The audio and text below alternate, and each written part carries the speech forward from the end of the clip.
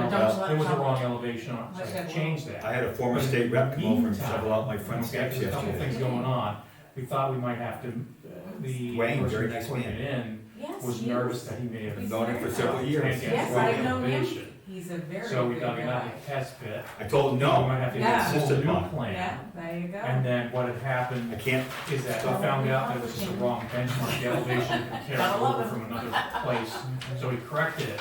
But Wait a in the minute, meantime, when I had done that. okay, should I be listening to this, what you're saying, young man? If you'd like to. Well, is the meeting open, Mr. Chairman? Because No, I didn't realize we went into this much detail, but Yeah. this is a plan we've seen before.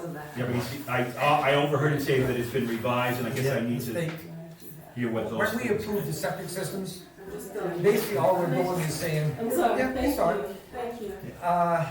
It was just this section and some of these elevations I carried over where I shouldn't have, so it really, I'm just bringing it back to what the original plan was.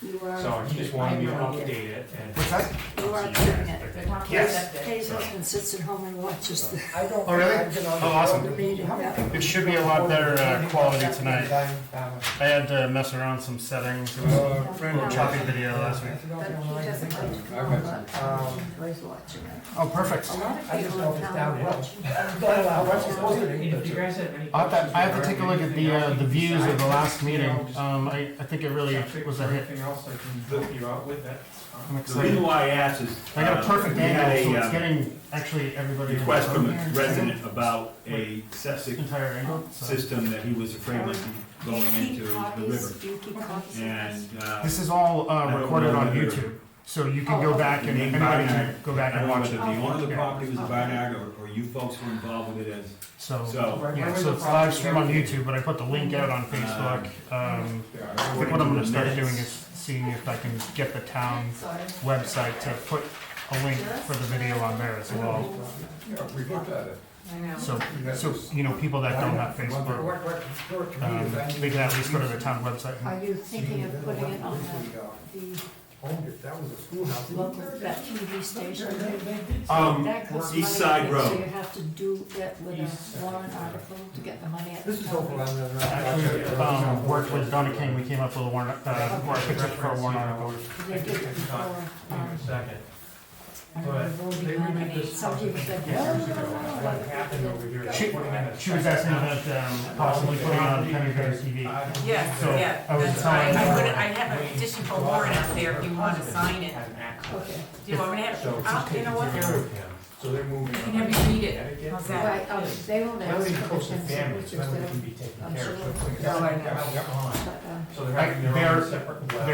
They're excited about doing that anyway, so. yeah, I know, because So- before, it was really good. how they Yeah, did that. that's actually a full house. I mean, I Okay. believe this came with subdivided out of this place a few years ago. This is like a 20 Because year. Bruce Weeks' mother, he used to live there. Sorry, which one was Yes, it? yeah. I think it's a full-fledged house. There you go. That's the I one. don't think I've gotten. I gotta see if I can get it. Is that 10 signatures yet? Heard of it? You have 10, there's 11 on one and there's 10 on this one. Wait a minute, what am I signing? So that's what dam was proposed by the state, it never happened. This is to put it on the Penny Baker Access Media.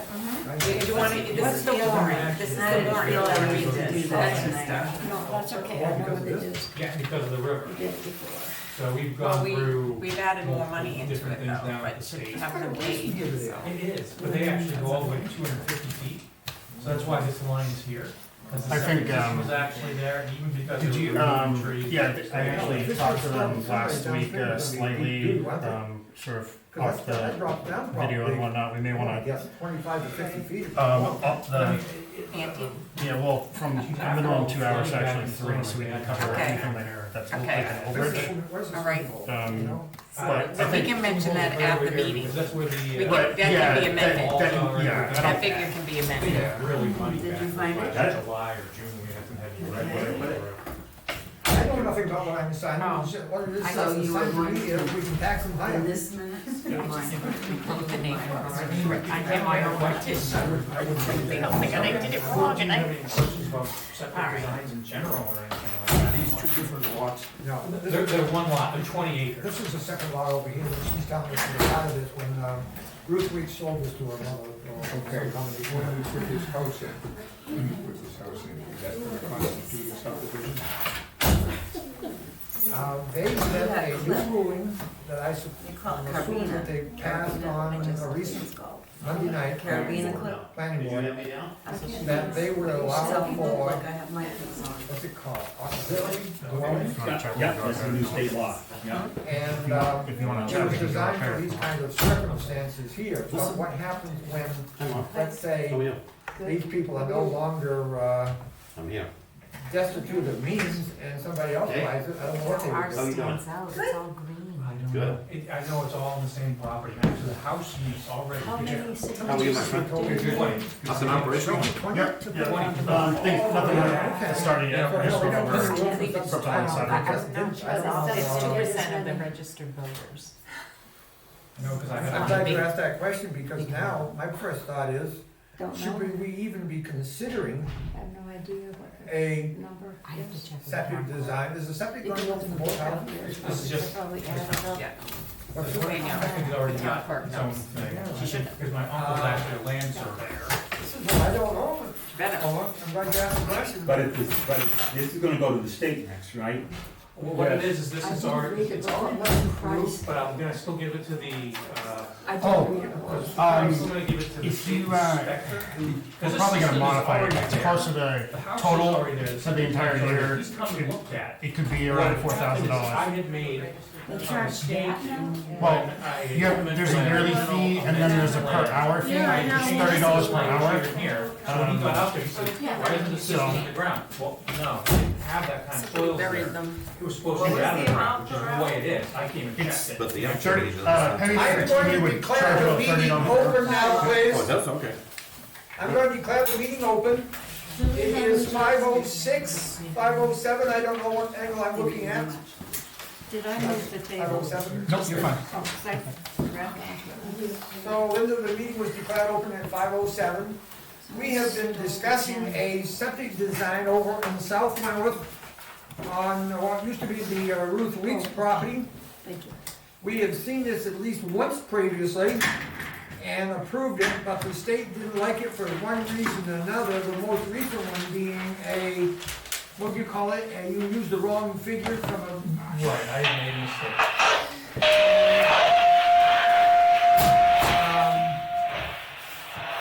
It is, would you call it an auxiliary dwelling for the, a relative that is not capable of, or needs care? And on that basis, I think the auxiliary dwelling is okay, based on the subdivision and the laws I've seen in the RSA's. But what's gonna happen in the future years when there is no longer a relative? There's enough land so they can subdivide at some future time if they wanted to. What'd you say, 30 some odd? It's about 20 acres. 20 acres? 20 acres? Yeah. Still plenty to divide.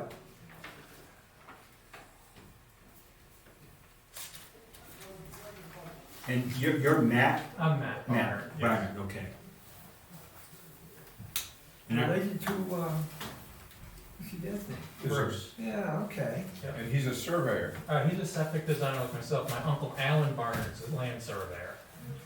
So we were all involved with this project together. My dad was big into test pit, my uncle Alan actually shot a bunch of the shots and topography. So you're conversant in this discipline. Good. Are we gonna get to keep this? Yes, that's for you. The Okay. only thing I need is that, I brought in a form. I just need to have this signed, so that way I can prove to the state when I came here, you guys saw it. Okay. We're not approving it, we're just saying we saw it. We saw it. That's all, that's basically all, Exactly. that's all we've ever done as selectmen is say, we saw it. And the reason we wanna see it, among other reasons, is to know that we are looking at the proper assessment possibilities for the property. But that's not what this paper says. Oh, This it's- paper says that Town of Wentworth grants local approval to the construct the individual sewage disposal system described above and an application and plan dated blank, blank. So this says an approval. I thought we weren't approving these things, we just needed to see it. And I had made a motion at one of the previous meetings that when these things are coming to us, that they just not be presented to us in paper, that we have someone, an agent or the owner, come in and explain if we have any questions. Mhm.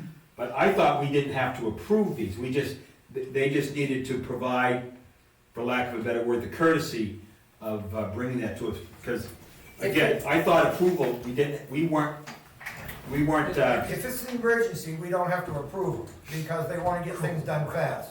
Correct. One of the things is that this town is on a list with other towns that say you need to have some type of local prior approval. And what happens is, like, you've got a town like your own, where you guys just wanna know what's going on for taxation reasons. I think Rotten's the same way. Then you get other towns like Holderness, which has a stringent set of list of regulations Okay. where, let's say you go, like, the state says you have to be 75 feet from a well to a leach field. Town of Holderness says you need to have 125. So, you've got different styles of towns with different needs of what you're trying to do with it. Like I said, you guys wanna know what's going on in town, because, you guys don't wanna have a, zoning or anything like that, and that's your right. Or you get towns like Holderness where it's like, we want to have zoning that blankets the whole town. May I say something? When you have zoning, you have all those rules to go by. When we don't have zoning, all you do is stamp it, that you've seen it, for tax purposes. Right, and I There's understand that. no local laws. No, Right. It's just the way the state writes the it up to kind of go, It's all And up to one the state. one size fits all, when you've got towns with Well, different Tom's got his needs, possession, I and make a what they motion, want. I'm a sign. the Second. regulations. It's all about zoning. Did you hear that? I did. No. I did not. I made a motion, Oh. almost seconded it, that Pamela, since there's only one signature required, since it's in his possession right now, be directed to sign the, septic, proposal How do you spell Francis? with an I. Almost seconded it. How do you vote, Tommy? I vote yes. I vote yes. I vote yes. I have 3 votes yes, the motion carried.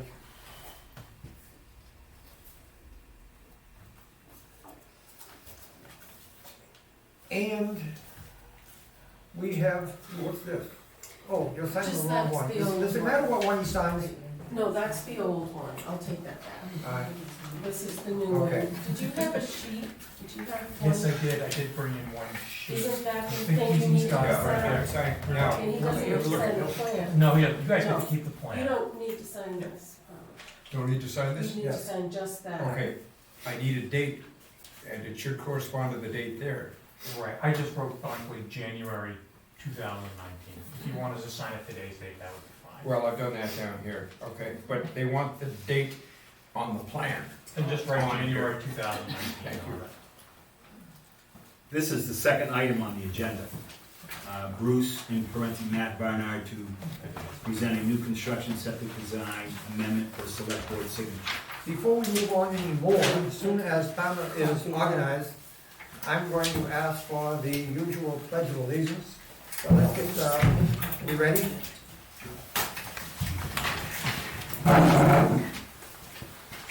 I pledge allegiance to the flag of the United States of America and to the republic for which it stands, one nation, under God, indivisible, with liberty and justice for all.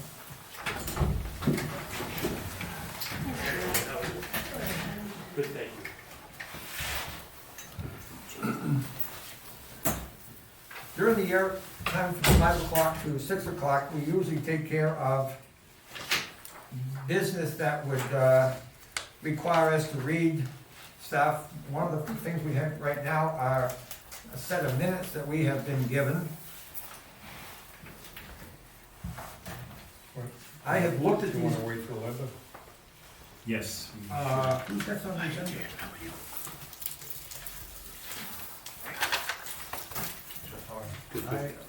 I guess probably, in reality, Paul is next on the agenda. Go slow here. Linda's not Why don't you here. wait for Linda?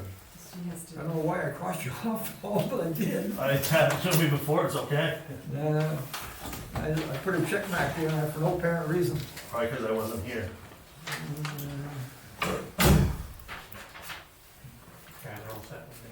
Thank you. Thank you very much. Good luck. Yeah, and if you guys have any questions for subjects, you're more than welcome. Thank you for the explanation. Take care. These are the originals here when we're ready to sign them.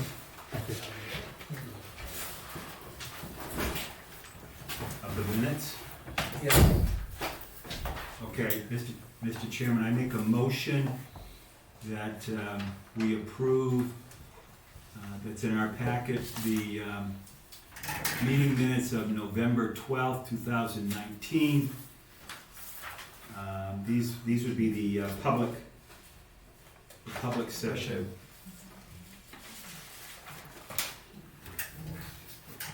And I will second that. I have read these many times. Hold on, I got minutes. And your vote, Palmer? I vote for it. Yes, I vote I vote yes. yes. I vote yes. Did you say November? Yep, November 12th. November 12th. The motion carried. Okay, Francis, you seconded that motion Yes. to approve? Okay. I already forgot.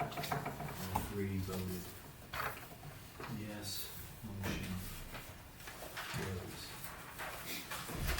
carries. Mr. Chairman, We're signing two sets of November 12th ones. Well- One's a regular meeting and one is a non-public. The non-public will not appear on the internet.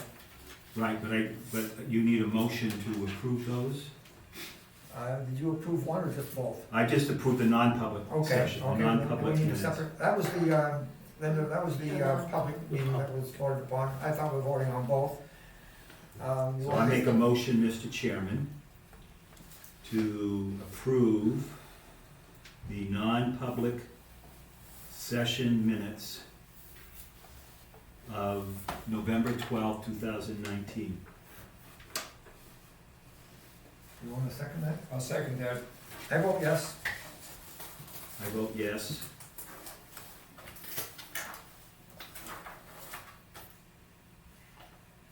Palmer, did you vote? I did. Oh, I didn't hear you, I'm sorry. The vote, and you voted, I voted yes. the vote was 3 yes. Motion carried. Are you prepared to any others? Yes, I am.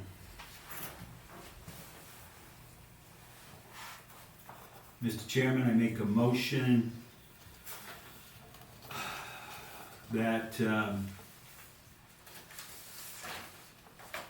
we approve the minutes, the working meeting minutes. Bear with me here. Approve. Where's the non-public for this one? Isn't it in there? Maybe?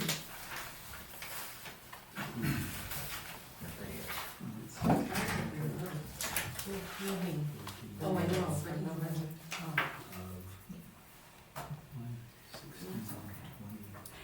You can verify. Yes. Mr. Chairman, I make a motion that we approve the working meeting minutes of January 16th, 2020. Now, these are in two sections, these are in two parts. 2 or 3? Well, the part two is the non-public session, but public session, okay, no, that's a third one, never mind, that's an emergency, okay. Meeting, so that's my motion to approve the minutes of the working meeting of January 16th, 2020. I second that. I vote yes. I vote yes.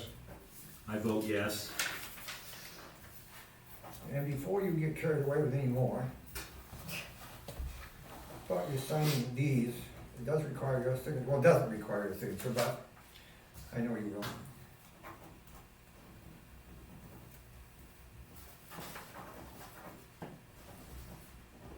How many more you got, one or two? That's it?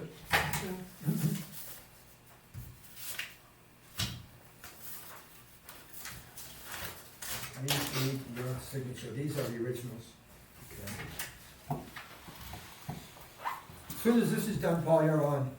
We're gonna go into non-public, Yep. that's my intent anyway. Yep, it's gonna be quick, it's gonna be real quick. And I'm gonna propose that we go in there rather than make everybody else get out. It's fine by me, I don't care. Personally, I don't care who's in there, it's just not about me, so I guess we need to go It's non-public. it's about personnel, right? Right, So it has to be a non-public. yep. Hold on,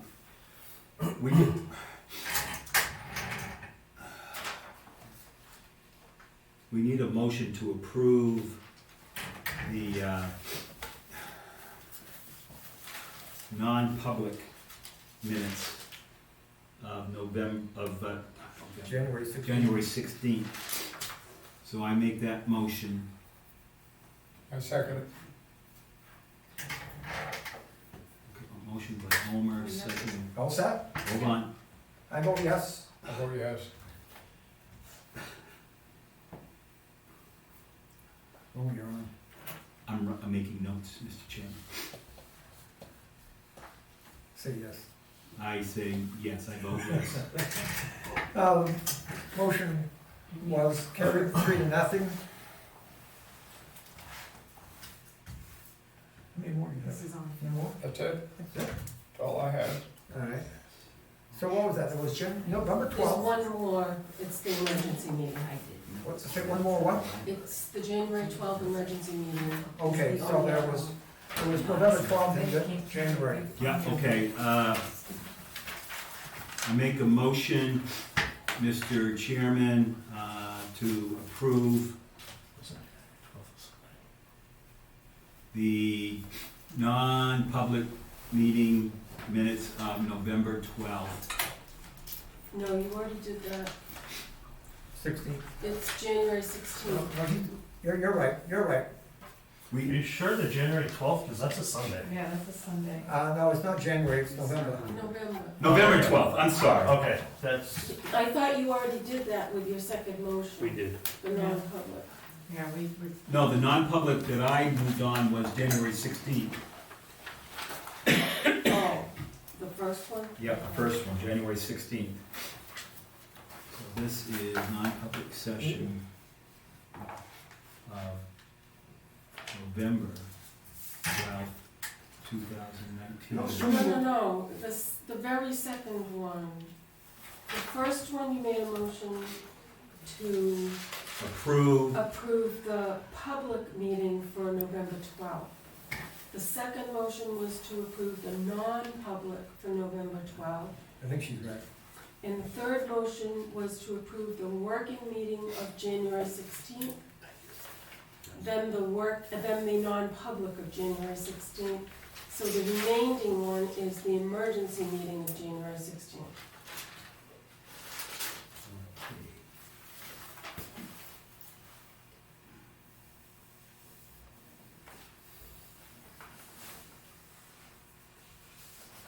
The confusing part is the part about both of these having a non-public involved in it. But the dates are in order, so. It wasn't clear in my mind how to go about the January meeting because we started a meeting on the January 16th to accommodate working on a handbook. In the middle of that meeting, we went into a non-public. When we came back out of the non-public, back into the regular, we had no basis for going on.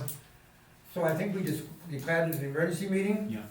So that we could solve an emergency problem. Okay. So I make a motion, Mr. Chairman, which I had intended, this is the one I had intended to make a motion on, that we approve the non-public session minutes of January 16th, 2020. Is that what we're trying to approve? No, you already did that and voted on it. Okay, for It's this- the emergency meeting you need to, Of the same date? yes, and that's the last one.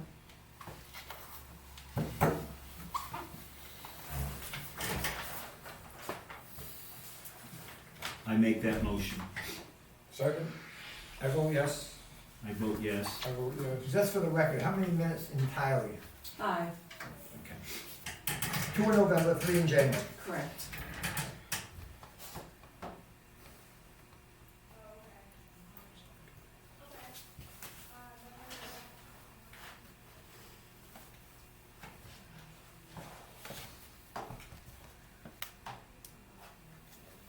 And you can cross these off our list of ones I just gave you.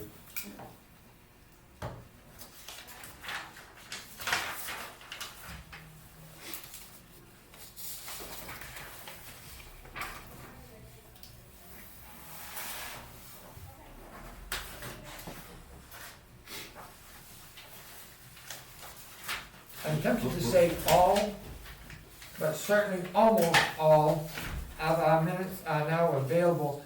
Paul, I didn't want to ask you, you told me that you couldn't find a set of minutes for what date? You remember? Yep, non-public for June 4th. You have that piece The of- public minutes are out, but there's no non-public, and they're not available. I will continue to look for them. June 4th? And they weren't sealed, Well, they were supposed to be. they were supposed to be sealed. Yeah. So then they shouldn't, they wouldn't be there. Well, somebody has to have them if they're sealed. Yeah, but they're sealed, they're sealed. Nobody would see them except for the selectmen, correct? Correct. Correct. Right, so if you could look for those, that'd be handy. Well, I will look. I will, Yeah, but, I can't even tell you what was in them if I did. well, I can refresh your memory at some point. All right, It may be in the folder that I just gave to Irma, the yellow envelope.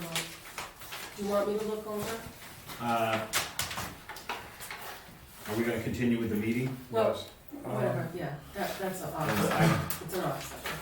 So I'm gonna ask that in the non-public meeting, the chief talk come in, because he's very familiar with the situation I'm gonna talk to you guys about. I got 6 sets of minutes here, One has 2 pages. 12 regular. Okay. 12 non-public. I think one, I stapled this, 1, 2. Non-public.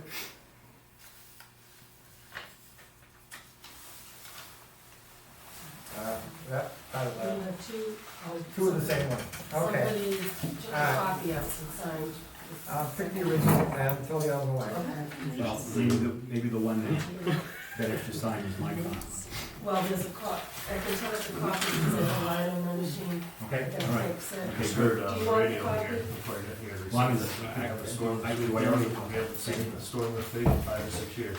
And I can find that should be 5 now. They said if it develops, like they think it's gonna. Hey, you don't have to. If there's no objection, Wait a minute. Okay, I'm gonna make a motion, Mr. Chairman, to go into non-public session pursuant to New Hampshire RSA 91-A:3, Roman numeral 2, in paren small a paren, regarding the dismissal, promotion, or compensation of any public employee, or the disciplining of such employee, or the investigation of any charges against him or her unless the employee affected, 1, has a right to public meeting, and 2, request that the meeting be open, in which case the request shall be granted. Oh, those words under there are wrong. So I'm making the motion to do that. Second, I vote yes. I vote yes. This non-public was requested by Paul, and we are granting it, that's what's Thank going you. on. Hold on, now, you gotta, going to non-public, you have to have each individual selectman state their vote. I vote yes. I vote yes. I vote yes.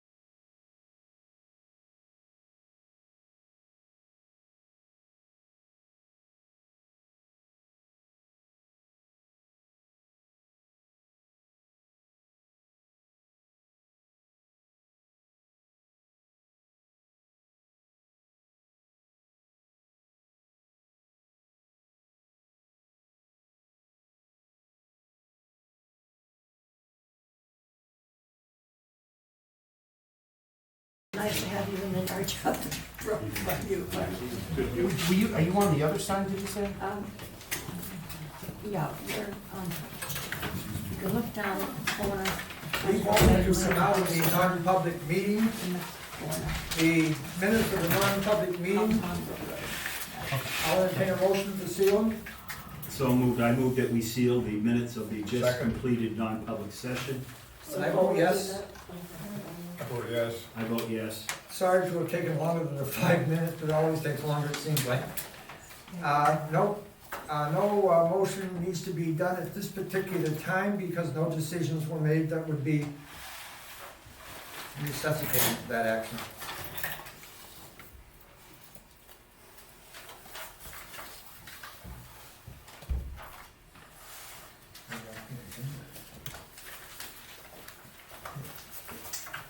You want another agenda from over here? Yeah, please. Oh. I got to get in there. I know where it Should be none of yours, fix it. is. Okay, I have an abatement request here. This is number,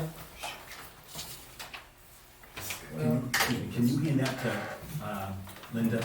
I accidentally took that out of her office, I'm sorry. it's the third part of number 2. Request for abatement for Richard B. and Carmel Boucher. I hope I pronounced it right. Reason for refund or rebatement, property was reassessed and campers had been removed. This is the same thing we talked about once before, I think, and this is just now, Reappearing. yep. Board signed attached abatement recommendation. Now this request needs to be signed, okay. Yeah, we signed it last Yeah. meeting, and it needs to be on this And proper form. I have the proper form here. Okay. Do I hear a motion? I move that we approve this request for the refund I second slash the motion. abatement. I vote yes. I vote yes. I vote yes. Who seconded that, I'm sorry? I did. The motion carried unanimously.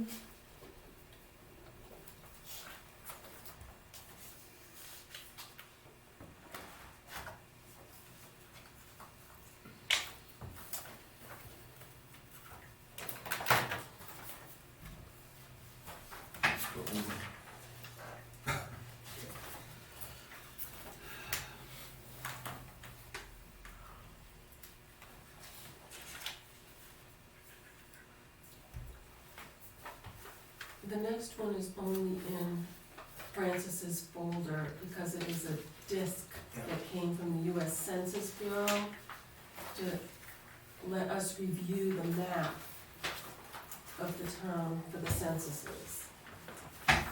So it just needs to be signed by one selectman. The map is correct by my opinion.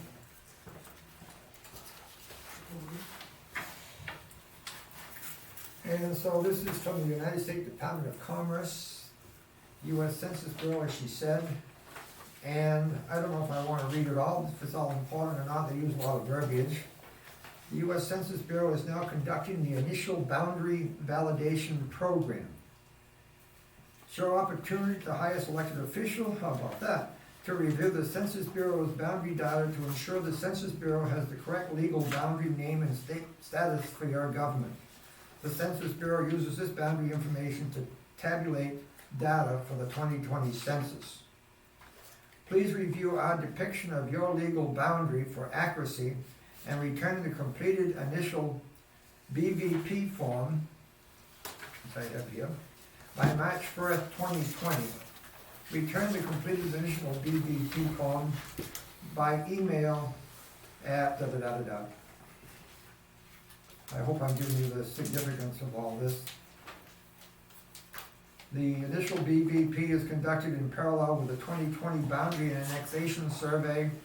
If any information is incorrect, please work with your BAS, that's the Boundary and Assessment Survey Committee, contact to submit corrections. And You looked at this on the CD, Yes, right? it looks exactly like ours, it has all of our proper information as far as the name of the entity. And I can admit, I have not viewed this, but you looked at it compared to the map on the wall in there. I haven't looked at it, but, It's a, I so, can- you said, you prefaced this discussion. Yeah, it's a pretty standard map, it's one that has been, I've seen many, many times. where was the one that was on my desk? Is it still in there? Or did The you? road map that you Yes. gave to me, yes it is. Yeah. Do you need that? I don't know, that wasn't the same thing, was it? Not quite. No, this is just a boundary map, it doesn't have roads, it just has the big map with the little blip on the corner. Which is, I think, Cause they're gonna go down these different roads and find out where people are if they don't send in their census survey. And It's really discouraging when, Mr. Chairman, it's really discouraging when you're on taking the census and they say the road goes all the way through and you get to a point and the road stops. That's discouraging. but that map isn't that detailed, It isn't. not at all. Because I know when I did the census back in 2010, they gave us pretty detailed maps. And, but during the winter, some of those roads. Well, they may give the takers maps, but this is just a boundary map. if you're convinced that this map is just about like that one in there, if they get lost, it's their fault.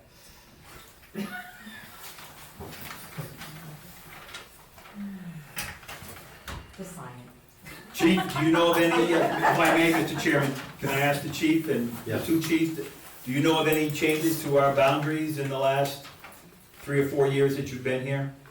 Or even Chief Ames, you've been here a long time. I don't recall of any changes.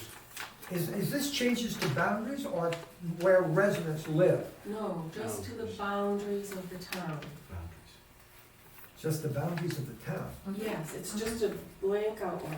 Showing our town. How the heck does that give them a, They must have sub-maps within their system. What's your wishes? I'm guessing.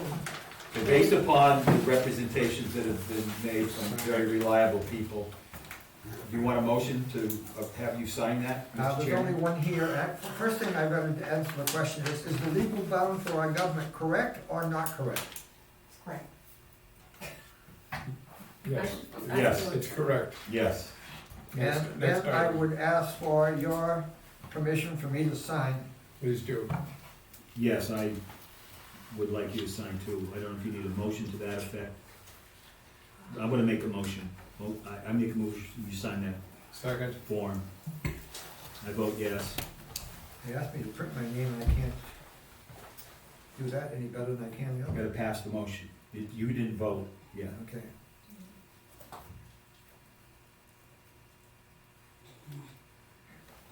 Date 1/21. Yes.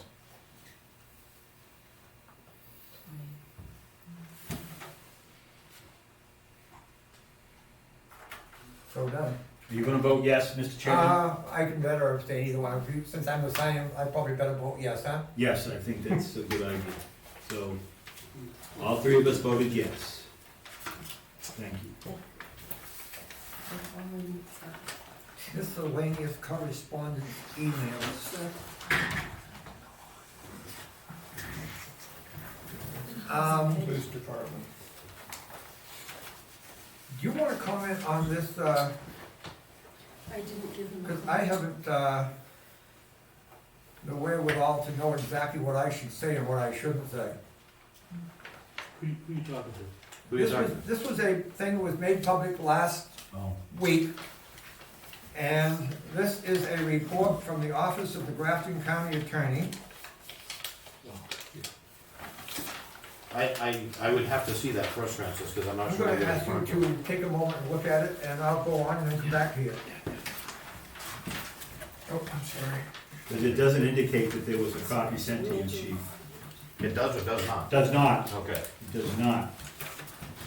And I've got something more, what did I got here? That's just from the attorney's office, Okay, there's something more here if you wanna see it, It's- just a pamphlet. Sabre K. Stevens, that name ring a bell to you?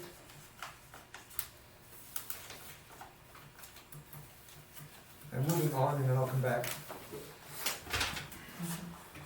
Police chief.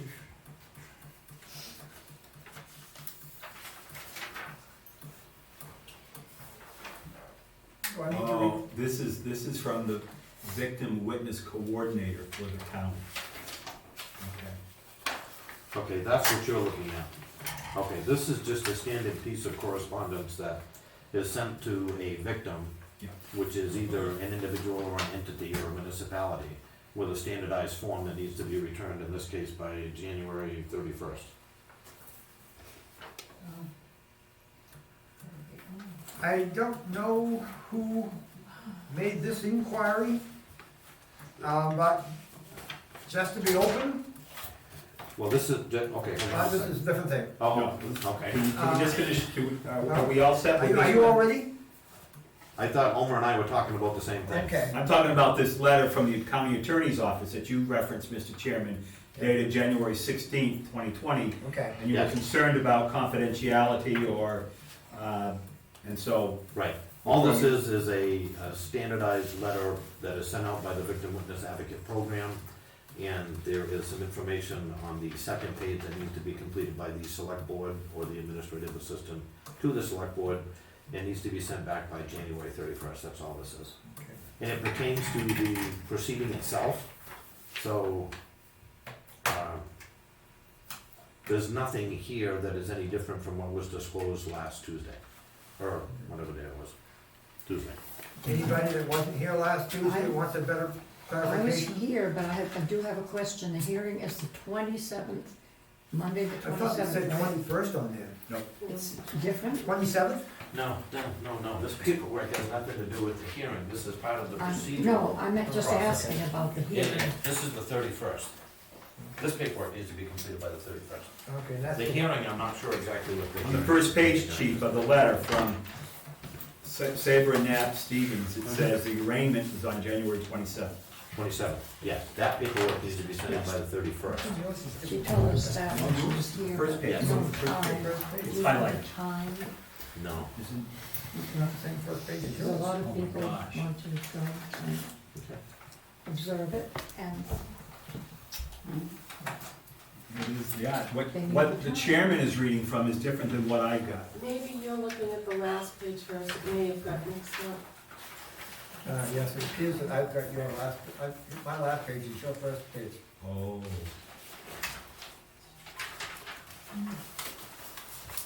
No, I've got two of the same pages. Okay, well then,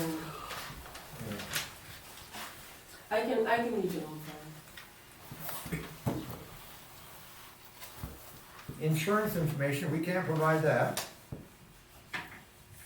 Stolen property not recovered, we can't provide that. That was told to us by, We can provide that. well, it was told to us, and all we would be doing is doing secondhand information because they had a forensic investigator that came up with this. Shouldn't they be providing this? They need to make sure that you're in agreement with what that Oh, amount is. okay, okay. And the insurance information is something that you're just going to confirm for them. Do you have that number that was given out last week? Yes, I have a number two that's a little different, I think I have that number, I jotted it down. It's only off by a couple $100, I don't know what the difference is, maybe some interest. And where does that go on here? Oh, that goes on the property line. Chief, if I may, Mr. Chairman, Yes, if I may ask a question of the chief. Chief, this information that's due by the 31st of January, are you familiar with this particular three-page I document? they want? am, yes. I'm not sure what they've specifically checked off to you for requirements, but I'm familiar with it, yes. Well, I guess I guess if we were to ask any questions directly to answer these questions in an open meeting, would we be creating a problem for the law enforcement and the county attorney's office in proceeding with this case at this point? Because there's some questions here that I have some questions about. Then I would just err on the side of caution if I were you, but you can share exactly what the first page is. All of that information is no different than what was shared last Tuesday. This is just a follow-up. Let's go down through things one at a time. Well, Phone number. 9995? yes, that would be, well, do you wanna fill that? No, we don't do. Yeah, why don't you have the, Can she fill this out and yeah, sign don't it you want her next to week? type that and? Okay. Yeah, You can that was approve it Okay. next week. information. But here's some other questions here. Victim sentencing recommendation. We're the victim. I understand that, and we had this conversation in a meeting. Then probably Let Linda fill it you out. ought to help her fill it out? Am I suggesting anything wrong? Because the 21st is, 31st is in. Coming up What? fast. Yeah, but you could do it the 28th, right? You can just sign it, have her fill it out and approve it, that's all it needs. Well, I think that information can be retrieved from the non-public that you had regarding that. Linda can do that. I mean, that's, I just don't wanna do, excuse me if I may, Mr. Yeah, go Chairman. ahead. Chief, I just don't wanna do anything that would, be of a detriment to the case of the town and the county attorney. I agree until it's adjudicated, I totally agree with you, yes, yes. Could I ask you to do what you can to help her fill it out? Then we'll sign it next week,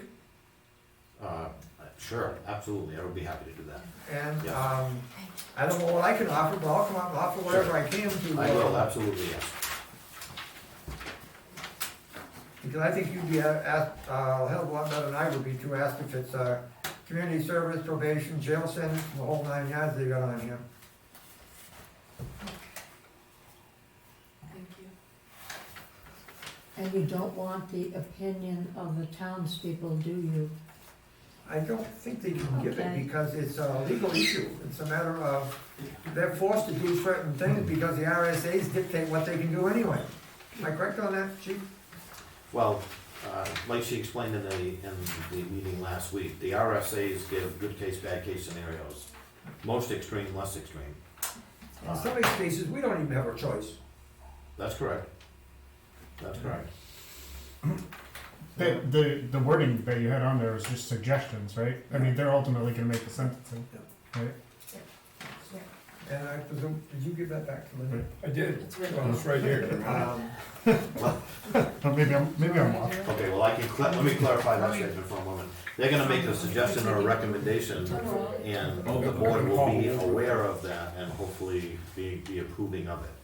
And that's why I referred to the prior non-public meeting pertaining to that paperwork, because I think the board was all in agreement with the county attorney initially pertaining to what may be sought for. Basically, what we're saying is the case is not over yet. Right, but the board is aware of what the potential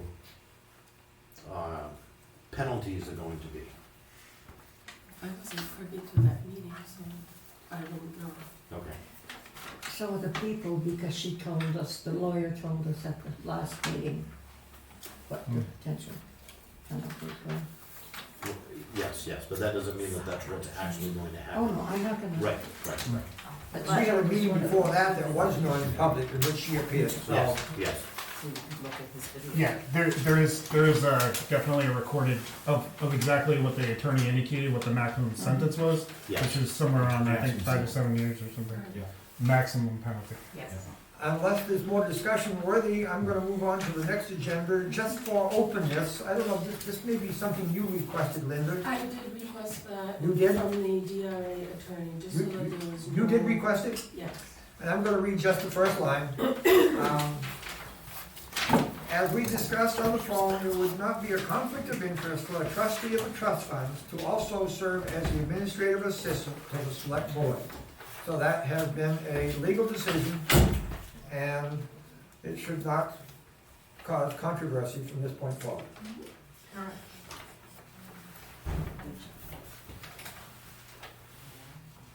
It's good to check. That wasn't even on the agenda, was it? No. No, that, those were kind of like personal, Yep. I don't know what to put on the agenda. No, it's always good to check and be certain. Safe than sorry. Well, you're gonna love this one. Thank you.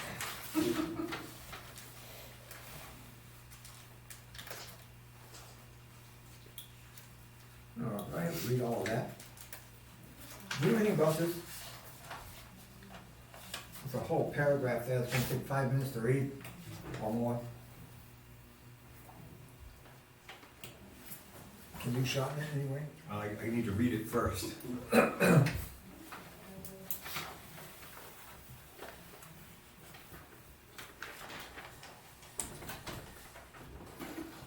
Monday, January 27th, gonna be a busy day. Evidently, the Grafton County Commissioners have requested a supplemental appropriation from the Grafton County delegation. See, the county delegation is, and that's all your elected state representatives from within the county, and not the state senators. The county delegation is are the body that approves the county budget. The commissioners present a budget to the delegation, but it's a delegation that approves it. The delegation can subtract from it, and the delegation can add to it. And so evidently there is something that's happened, and they're gonna have a hearing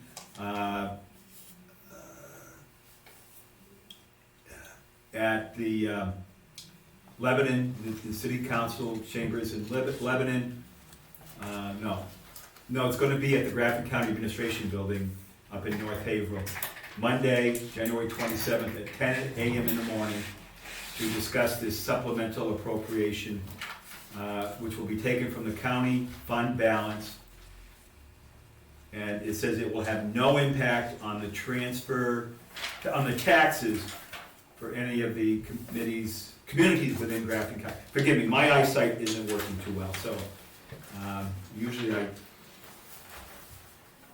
and so there is a notice, second page of this is a notice for supplemental appropriation request, and it could go up to $651,498.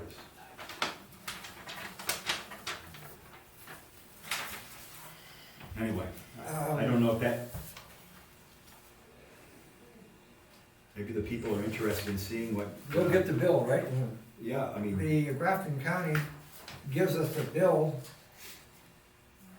when we set the tax rate, and that's all taken into consideration by DRA, and so unless we can convince some more of our constituents to vote against it, we're probably stuck with the bill we get. The next thing here is a letter from Michael J. Crimes, District 1 Executive Counselor. I'm not gonna read the whole thing. If you have greater interest, I'll let you borrow this copy. On January 3rd, I passed my 1-year anniversary serving on the Executive Council. District's made up of 100 towns and 4 cities. It covers up to 1/2 of the land area from Tilton to Pittsburgh. The council has 5 members. The Executive Council votes on all contracts with the state over $10,000. I've traveled to all the towns and cities as well as 7 counties in the district. This year I hosted the Department of Transportation. Sounds like an advertisement. If you wish to serve on any boards or commission, please submit your resume to me and Jonathan Melanson of the Governor's Office. The board and commissions, along with the qualifications can be reviewed at a internet address here. Please feel free to contact me. I've only skimmed the actual content of that particular letter. If you're interested, it's public record. And if you want to, excuse me, if I may, Mr. Chairman, if you want to get on Counselor Cryan's email list so that he can send things like this directly to you, that can certainly be arranged.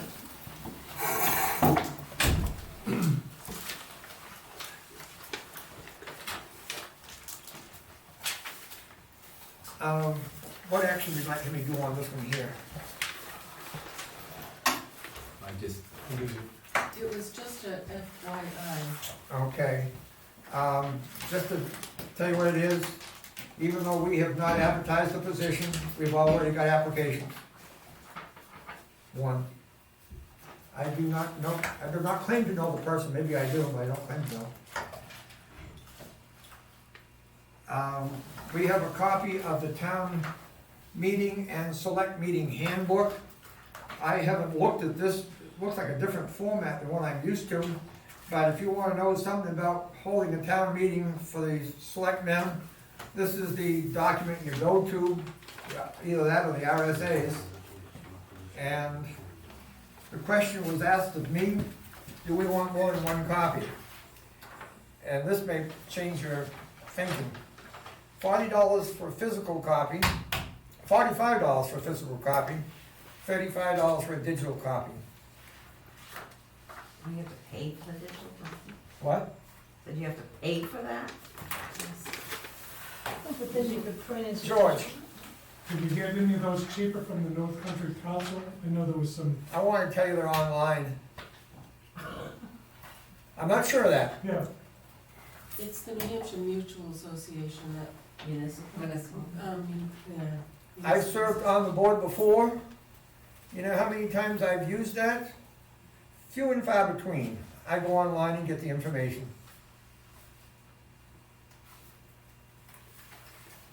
I think one copy's enough, that's just my opinion. I agree with that. Huh? I agree with that. We have a very good moderator. Opinion? no, it's fine, yep. Look at that, I'm feeling it. If I haven't missed anything, Chief, you're next. I really don't have anything to report. Yeah, I wasn't sure because I thought it was every other That may week. be good news. Could very well be good news. Moving right along, town commissioners, trustees, boards, committees, if anybody here, speak right up. See if Jeff has any. Jeff? I do have some information, but it pertains to, or some questions, and we need to kind of hash this out. It pertains to the bridges that we've been discussing off and on. I believe, and I could be wrong, Paul Hatch had sent information to this office with referencing some of the qualification things that we have to do with the engineers. I also have a copy down the shop. Would You the do? select board like that, number one? And the second thing, are we gonna start acting on this? And if so, I don't mind helping out. I may ask for your assistance I don't mind helping out. as well, Paul. And can we work with Linda on this at this point? Yes. Here's the only thing that comes to my mind. We're in the busy season. I understand. I do want something to happen, from my own point of view. We're in a busy season. I don't want a loader while we've got minutes and town annual reports swamping us. Right. And budget, looking over the budgets and so on, that we've already received. The answer to your question is yes and no. I just wanted to bring this up to the forefront because of the fact that, Your opinion. No, I just want to inquire of the chief, but I'll let you finish it. the fact that we need to show some form of progression for the state and for FEMA on this. And if we don't, we're gonna lose it. We could. We don't wanna lose it. We don't want to lose it. Chief, in reviewing the minutes of the last few meetings, there was a request of the town road agent to give us a listing of the protocol that would need to be done. I think that may be what you're talking about, so that we know. I think there was mention of looking for qualifications of different outfits to do those Correct. things. So I mean, And I believe a lot of that information has been passed through to this office or previous office people. Paul is not a resident, I'm gonna call on him, go ahead. So, I was asked by the select board to help them give, an idea of what a request for qualification was. And I submitted a soft copy, to the town administrator by email. I also gave a guideline of every single line item in that soft copy, what needs to be in there. So basically, you can read one and fill in the blanks on the other, and I gave Jeff a copy of that also. So that had been done 2 months ago, maybe 3 months ago. And the reason I bring this up is because Paul Hatch has been at the shop and discussing this movement. And basically, we just gotta show some type of progressive movement towards this. So I'm willing to sit down with the soft copy, that, it was on a Word document. You still got it? And, oh, I know I have it, and I also have the hard copy, which tells you exactly what goes in, 1 ABC, 2 ABC, on and on it goes, so, Yeah. like I said, literally, you can read one, fill in the blanks on the other one. Handwritten, and then you can, and it should be, in the town administrative assistant's emails. It should have been saved in a Word document or something, because those were given, I'm gonna say back in at least the middle of October. Janice, What I was gonna say, I was listening to what he was saying. Oh, you need to put a warrant article in this year, I think Jeff will agree with that, we were told to do that to hire an engineer to study the bridges that are coming up. In the meeting that I And went to, that's what you, Yeah, the you warrant said, article for Francis, the engineer. that that had to be, it had to go through the people of the town, which is why I keep bringing that up, because we have to move forward, and that would show forward movement. And they told us to do that, that was when the meeting, they had a meeting with all those people, from FEMA, from DOT, they said get that And done. that's- I'm not sure where you would come up with the money for an engineer's design at that Well, point. the If budget you don't being- have, Another thing, if I may mention that money thing, what we had in mind at one point was to ask you to put in a warrant somehow, when the money came back that was stolen from the town, could it be put into the bridge fund? Can you still do that? So that if the money comes back next year, in the middle of the year, it would be available if you needed it. For If the you don't engineer. need it, then the answer to your question is yes, but, there's a couple options. Did- Go ahead, Jeff. did we not in the past, like a year or so ago, discuss this and monies were pulled out of the bridge fund towards this purpose? Out of the capital reserve, or an expendable trust, We had, 30-something thousand? yes, we had $34,100 that was pulled out of the capital reserve having to do with bridges. We had no bill, nothing, to authenticate what it was intended to be used for. One of the warrant articles puts that back in. I believe, and I don't know this for sure, but I believe the intent was to proceed with the next steps, the engineering, the design. Here's the fallacy of all that, if you will. When somebody takes something out of the capital reserve, it's gonna have a purpose.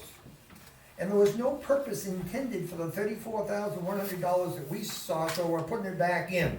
Then we took out $16,000, I don't know the exact number, to pay for an existing bill that we had in hand. We had an actual bill for $16,000 and change. We gave a request to the trustees to give us the money for that particular amount. It was an exact amount. They gave us the money, we paid the bill.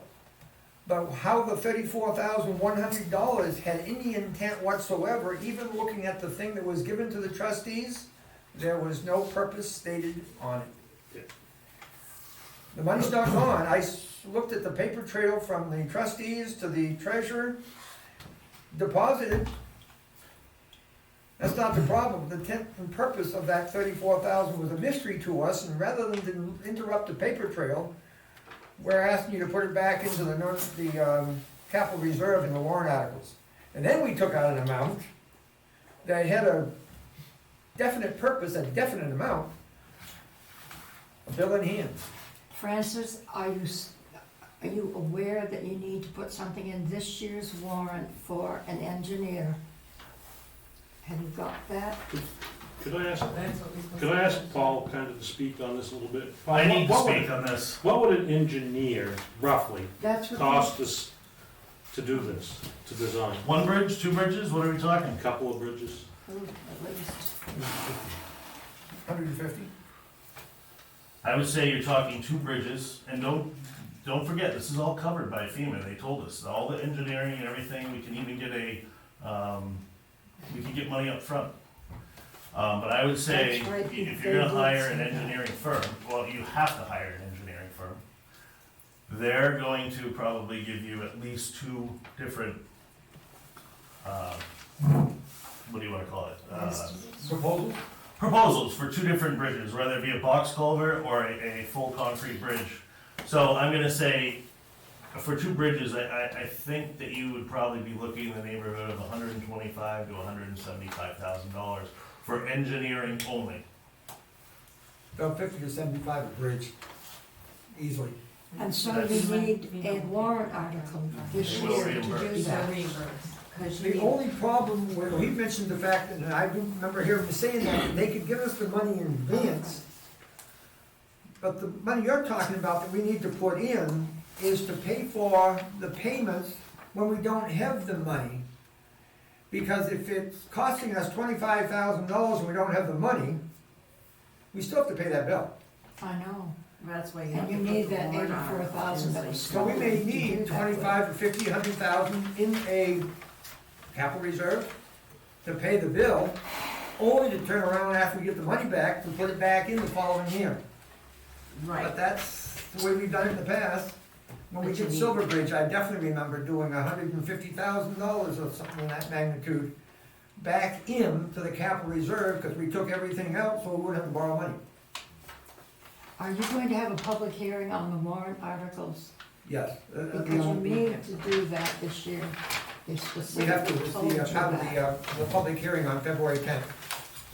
So what's going to be the next step? What do we need to do to push this forward? I think Paul and as many people as could be possibly provided with a good avenue of approach should be sitting down together at some future time and proposing something to get it on paper and get it started. Francis? It's there, we just gotta do the request for qualification, that's the next step. That's the next step. That's it, Right. there's Is that no, in there's the- no other step, Yeah. that's the next step, and once that's done, Is that in you the send it out plan? and you start getting proposals. But I don't know how to do that. Do you need a But hand in that? Francis- Well, we all have to sit down together, because I can't do it as a road agent, the selectmen, it's up to the selectmen to do that, and I'm willing to help. You're always Jeff, what saying about Paul you Hatch? need the right, to have the right to expend monies. So even if you don't have the monies, you need to have a warrant article, so you have a right to expend that money, correct? This is what I'm trying to, I don't know how to do that. You don't have to have an actual dollar figure, you just need the right to expend out of that reserve. The authority to spend up to, Right, and then DRA will decide what we actually was up to when they put in the tax rate. And if we take it out of the capital reserve fund, we may not even have to spend any tax dollar. right. We just have to have the authority to spend Right, it. and I believe that really does need to be in a warrant article for this Yeah, year. They told us to do it at that meeting. And it hasn't been done. I don't even know how to write it, so. So I guess the next step is for me to find that email, print Linda, out the forms or, I am busy tomorrow, but I will find it if I come in early, and I okay, will try to forward it to you again. okay, I And can probably I find. gave Jeff a soft copy, and I have a couple of soft copies down there in the file cabinet. So is the- that where forms are to be filled out, the request, I mean? They're my forms that What's it called, yes, I don't mind sharing them, because the it's, request they're- for There qualifications? should also be, Linda, another email, and I'll check with Paul Hatch on that, from Paul Hatch to the town with further information and others that you can look at for requests. for qualification. I believe the town honestly paid don't know how we can afford this. If I may, Go ahead, Mr. Chairman, yes. may I ask a question of Sure. the fire chief? Do you know about when, because I can recall a number of months ago getting a series of emails from Paul Hatch that were forwarded to us by the. I do not recall. He just explained to me when he was at the shop that, you know, an email had been sent from him, and the request portion was, I believe, in that email, and I believe he mentioned something about also the town of Haverhill, that they had that form in there because it was an easy one to follow. Oh, okay. Paul, question directed to you. Yep. Are you going to know how to tell us what to do to get this proposal started? Well, there's a lot of information that you guys have to know that I have no idea about. Give me an example. They're gonna ask for numbers and, stuff out of your, HEB study, your Okay. hydraulic study. Okay. You're gonna need that.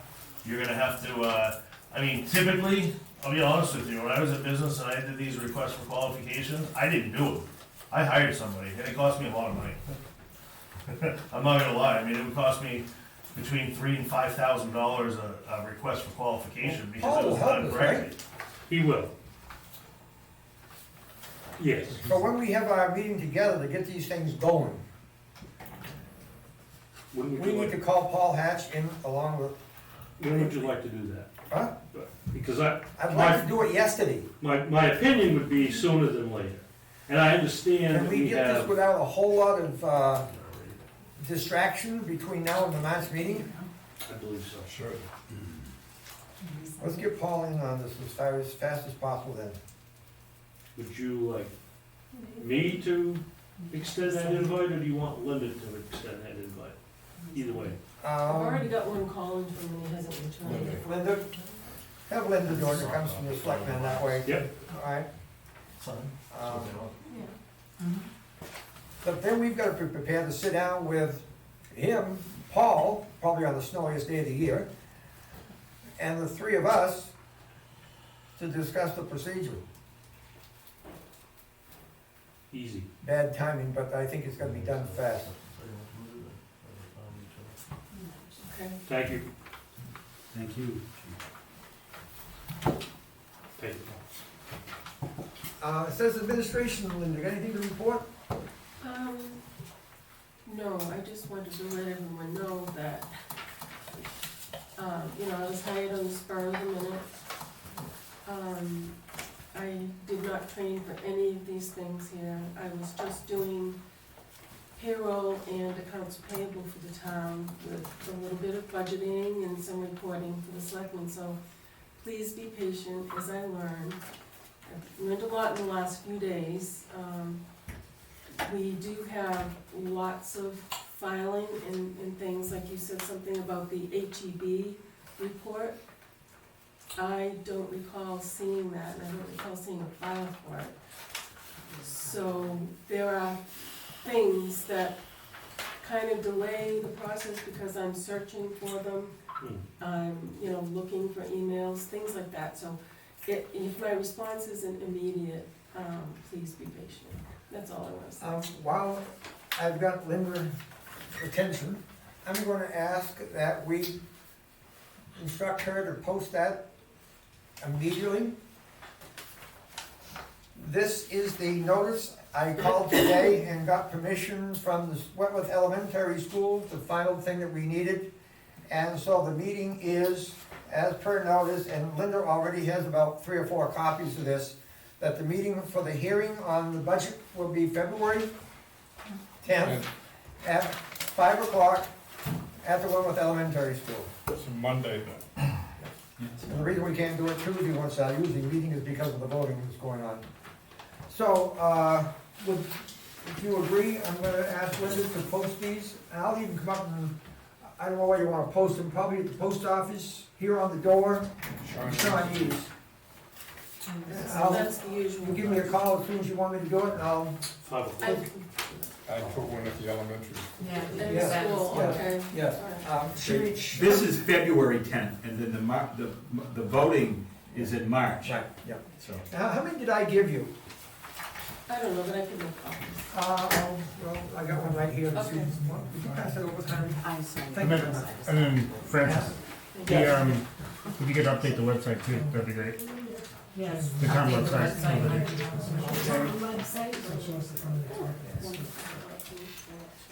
Linda, could you update the website to put that on there? Sure. As I said once before, if anybody looks at our December 17th minutes as the scheduling date for this meeting, ignore it, because we originally scheduled it for the 11th and found out we could not hold it on that particular date, and so we rescheduled it for the 10th. We have until the 14th, but with the weather that comes along about this time, it's best to have some leeway. And if you schedule on the 14th, you want to leeway.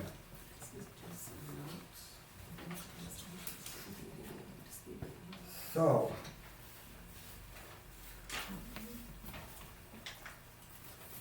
I got ahead of myself, didn't I? Back to you, Paul. All right, I got a few things I want to discuss. First, I want to let you know, we've had trouble with the international truck the last about week, going through antifreeze. Haven't been seeing it leak. We've been keeping an eye on it. About every 8 hours of use, it's using over a gallon.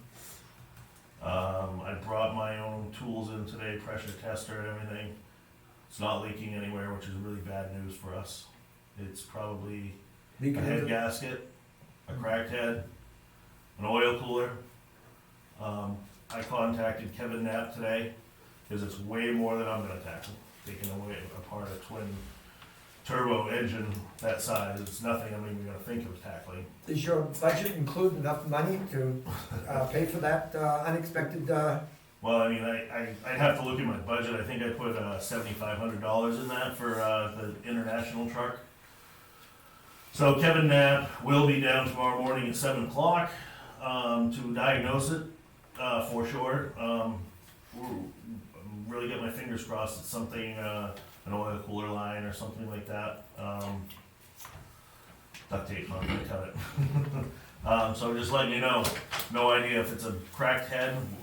We're talking thousands. If it's a head gasket, we're probably talking $1,500. I'm just letting you guys know, and Kevin's gonna do his best to try to get it going by Saturday when we get our next storm. He's not short.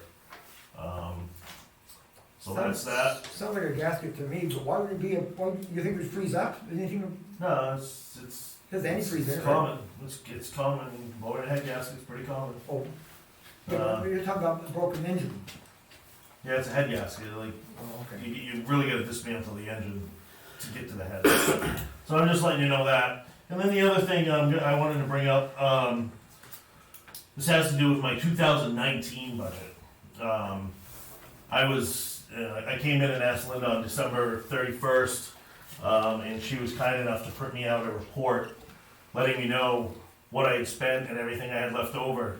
And I had $28,000, 400 and some change in there. So I thought. So I apologize to anybody that I told and that had asked that I had 28,000 some change in there. And I talked to Francis last week, and he's like, "You got nowhere near $28,000 in there." So I didn't have time to deal with it last week. This weekend I was busy, and I decided yesterday when I got home I'd start, going down through my numbers. And I called Linda. She was kind enough to send me an email with the budget, the last day of the budget in there, and the last line item, I see that I was right. I had $28,000 and some change until you get to the last line item, and there was $16,000 and some change taken out of my budget after I had gotten my original thing. I'm guessing to pay HEB, which you just said you took money out of another account, so I'm not sure what the $16,000 was. So my bridge fund looks like it was overspent by 320%. And I'm just, in the future, if I would ask kindly that you just speak to me if you're gonna take that money out, so I don't go thinking that I had money. Okay, if I can speak on that. Remember the authority to spend deal? Yep. It doesn't tell you where the money's coming from. So,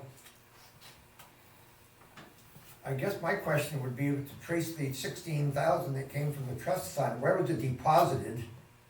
it should have been deposited in your account. No, it was deposited in general funds. This is what Deb did, Deb felt. It got deposited into the general funds, but then the expense comes out of Paul. Was I right that the $2,800, something like that, was what was Yeah. shown in your budget? No, I had 11,000 and some change, but I would have had 27,000 or 24,000, whatever it was, whatever you had the 16,000. Where did I get the wrong figure? Any idea? I have no idea, I don't know what you were looking at. I think the same figure you and Francis had, with this last report I gave you. It had- That is the last report, but the report I got for you on December 31st, I got it from you at like 10 o'clock in the morning. Okay, It had it the- probably didn't have it had- checks on it. Oh, no, you said that was it? You said that's your final, that's what you Oh, ended was up it? with?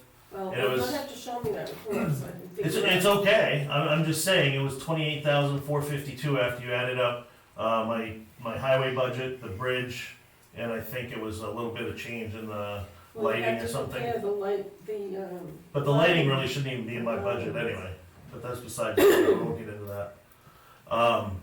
So anyway, I'm just letting you know that there is, it says right at the bottom of my budget, I can tell you, I got it right here. One was like $8,062, one was like $8,027.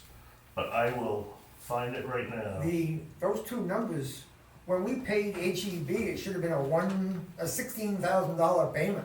So we might wanna go back through and no, figure there were it out. two invoices. What? There were two There were two? invoices, yes. Oh. So I Okay, got okay. one that's I think that's- 8,260 and the other one's And $8,237. they Yeah. come out to the 16. It shows that I was over by Okay. like 320%. I understand your concern. You don't want to be hit for something that you didn't do. The money was authorized for expenditure by the selectmen. The request was, first of all, submitted. We got the money. We authorized the expenditure. It comes out of bridge fund. But there comes a time, and Chief Trot can tell you the same thing on one of his accounts in past years. He was spending money, well, it has to do with the racetrack, that money that comes in, $16,000 or something like that. Well, that's a revolving fund. Yeah, but it shows up on his expenditure sheet, when in reality, there was an income that canceled it out. There was an income that canceled yours out as well. And so it's a pretty close analogy, I would say. And when we come to explain our budget expenses, these are the types of things we have to take into consideration. I would just so I don't go around, I just appreciate it in the future, a little transparency so that I know that it was coming out of my budget. I know you have every right to spend my budget. I'm just asking that if something like that would happen in the future, especially seeing that you had taken the initiative to take $16,000 out of another account that didn't go in mine. It probably came out of the right account, but we have to explain it to you and to the public as well, Yep. that there was a revenue side of that that has to be taken into consideration. It has to be taken into consideration in every single budget in this town. That if there's a revenue side, it may wash some of the expenditures, but doesn't show it on paper because some people only look at or see the expenditure side. So that study, an HEB study, was supposed to be done in the fall of 2018, and it got snow too early for them not to do it. So I was very surprised to know that they hadn't put any money in the budget in 2019 to cover that. I'm going to say that probably back in April, May, June, they actually approached us with that bill. Yep. And that was about the same time we decided we put the $34,100 back into the capital reserve, for which we had no bill to compare with, and then took out the $16,000 to pay the two vouchers. You say two things that we had to pay? Yes. And there's the explanation, but you don't feel good about it because you didn't know about it, and I guess I'm surprised because you attend most of the meetings, but you didn't hear us talk about it. Oh, I definitely heard it talked about. That's why I knew what the $8,000 was when I saw it yesterday. I just didn't know it was coming out. George? So does all the money spent on the bridges come out of his budget? Yes. Yes. I mean, we're spending $100-and-something thousand, that's part of Yes. his budget? Yep, Yeah, It shows out of that budget. yep, The offsetting incoming money will go back into either your reserve or the general fund. correct. That should show as an income back to the town. so it's very possible in 2021 or 22 that my budget looks like I spent over $600,000 or $700,000 even. It's just like when the town bought a fire truck a few years back. Yep. That came out of my budget, even though it was a separate article, et cetera, et cetera. That's the way it needs to fall. So it looked like I spent $150,000 more than I really had. How much do you earn on the racetrack in those revolving accounts, about 16,000? Oh, it varies, but that's not just the racetrack, that's racetrack in any detail. And so, that money that's spent for these details that we pay comes out of his budget. But on the other side, if you look at it, his actual expenditures from real taxpayers' money is some $10,000 to $15,000 less. Same with yours. Yep, well, I get it. And when somebody says to you, why the hell did you overspend your budget? You said that was the fault of the selectmen because they authorized the expenditure. Absolutely. Well, I guess I'm just saying, like, if my budget came down to it, thank God that I had enough of my budget, but I mean, if I had $4,000 left and then 16,000 came out, it looks like I overspent my budget by 12,000. That does not look good to the townspeople. So that $16,000 came in from the trust funds, shows up in your budget. It didn't cost the town a cent other than what they spent originally putting it into the trust fund. Right. So, I'm good with that. I got one more thing. Speaking with a friend of mine who works with the state of New Hampshire, we, as a town of Wentworth, and every town in the state of New Hampshire, should have a winter weather and inclement weather policy in place. Chief has one. It is, you do have one? I have one Yeah. in my department, The but highway department is supposed to have one, it's supposed to be authorized every year, signed off on every year. I have been looking at some, they're very detailed, How many pages? some of them are 10 and 12 pages. I'm gonna tell you what it does, and this is very important. If we have a winter weather policy in place, and somebody gets into an accident on one of our town roads, we are under the state statute, we are covered, there's nothing, no how, no way anybody can do. Since we do not have one, we are not covered under the state statute, and they can take you to the cleaners. Do you have, in some form or other, a policy from other towns or the state or anything that we can beg, borrow, or steal from? Well, I mean, we can use them as a, template to go by, but every town is different, like, they want bus routes, they want emergency routes, they want how many trucks you have, how many pieces of equipment you have, they wanna know, how many CDL drivers there are, they wanna know how many guys will be out, how many hours they're allowed to work, it is very detailed. Did he give you the, excuse me, Mr. Chairman, Yes, may I inquire? please. Did he give you the RSA? He did not, but he said you could look up the RSA, and I will do that. I read it, there is an RSA, and I did read it, and I can find it after I'm done talking. Have you seen any policies out there that I will call short, brief, and thorough? So the town of Bristol is the only one that I could really find online, and it's about 9 pages, and that is the most brief one. I can tell you, I looked at Laconia's, and it's about 30 pages. Go with Bristol. Well, Bristol's, I did find one that kind of went with Wentworth, because Bristol has sidewalks, you gotta name sidewalks, and what sidewalks go to the school, and the fire height, I mean, it goes on and on and on, there's quite a little detailed policy we need. I don't know if that's gonna be done this year, but we need to do it between now and next October. Who wants this done? It's required by the state of New Hampshire, and it's so the town does not get their butt sued if there's an accident during a winter storm. I'll find the RSA and send it If to you you. can send me a copy of Bristol's, or any, or the best one that you think is closely pertinent to Wentworth, Yep. I will get it into a Word document format So, that the we can one, edit. the ones that you can get online that I found are PDF I files. can do it. I cannot get into them. I've tried, maybe this guy can, but I can't. You can That's- get into them, you just can't edit them. You can't Right. edit them. Oh, you can get in and read it. You Well, just that's can't, what I he thought you meant means. get in there and change the wording and Oh, I stuff. do. No, mean he's that. got No, a. you can't, he doesn't even Never do mind. it. If He you has can a find voice one that you like, recognition. We'd have a good It's time. easy to do.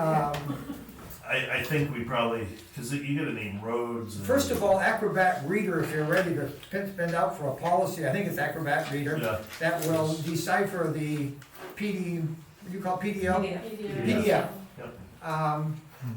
What I do is easier. A little bit more time consuming, but easier.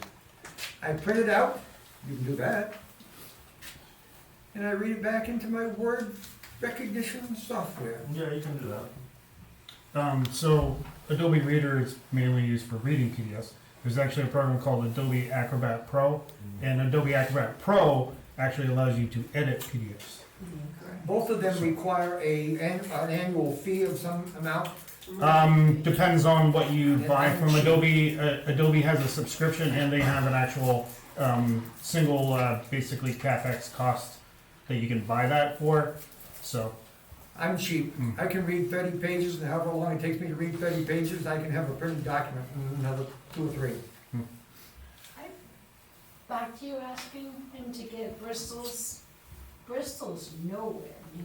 Whatever you Right. think would be the best appropriate to Wentworth Warren or- without making the Warren greatest or amount of Rutland. changes. Well, Warren or Rumble. I know you guys have a lot going on the next month, a lot. So I'm just saying, I think it's something that I don't think we need to do tomorrow, but I think it's something that we need to address and have in place by next October.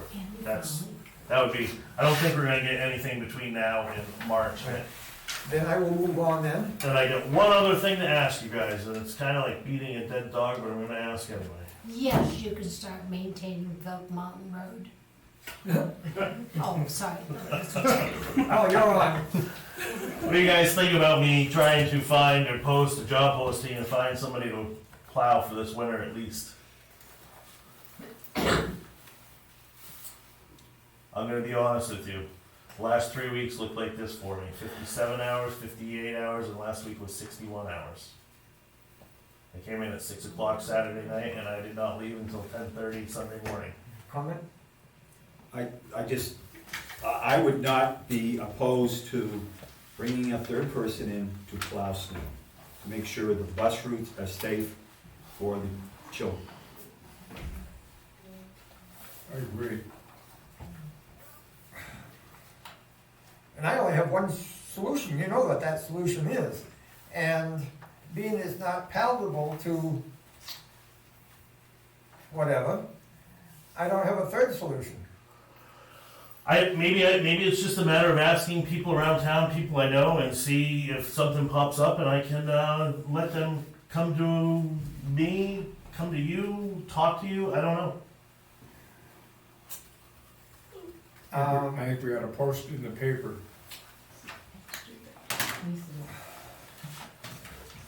Put a notice in the paper. We've got an excellent solution with a problem, you know what I'm talking about. Yeah, but it's a problem that's gonna make it the solution not work.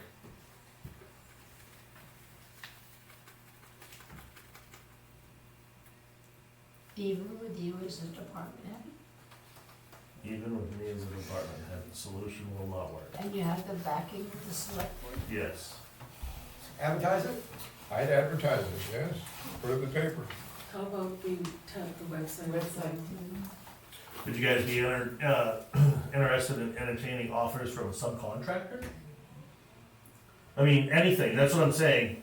That was one of the things we talked about early on in the process. Yeah, and it was posted for 2 months and we didn't have one application, not one person. You think you've got someone who No, I'm just saying, I mean, if word of mouth gets around, that's all I'm asking. It's posted. To what extent does the third person have to be interacting with the entire crew it works with? So, I mean, I mean, you gotta come in and there's breakdowns, you gotta help put chains on, there's some, it's not like everybody jumps in a truck and goes their own way and there's no talking, like there's communicating through radio, you gotta know where, you know, I mean, it's, You know what I'm talking about? I completely know where you're going with it, and it's, there would be no communication. That's the problem. It would be me relaying messages, and I'm not going there because he's there, and Childish. yeah, but there may be good reasons for it, who knows? So we're gonna leave it at that. Palmer requested, maybe put it in the paper and just see what we come up with. And on the town website. Yeah, you can put it on the town website.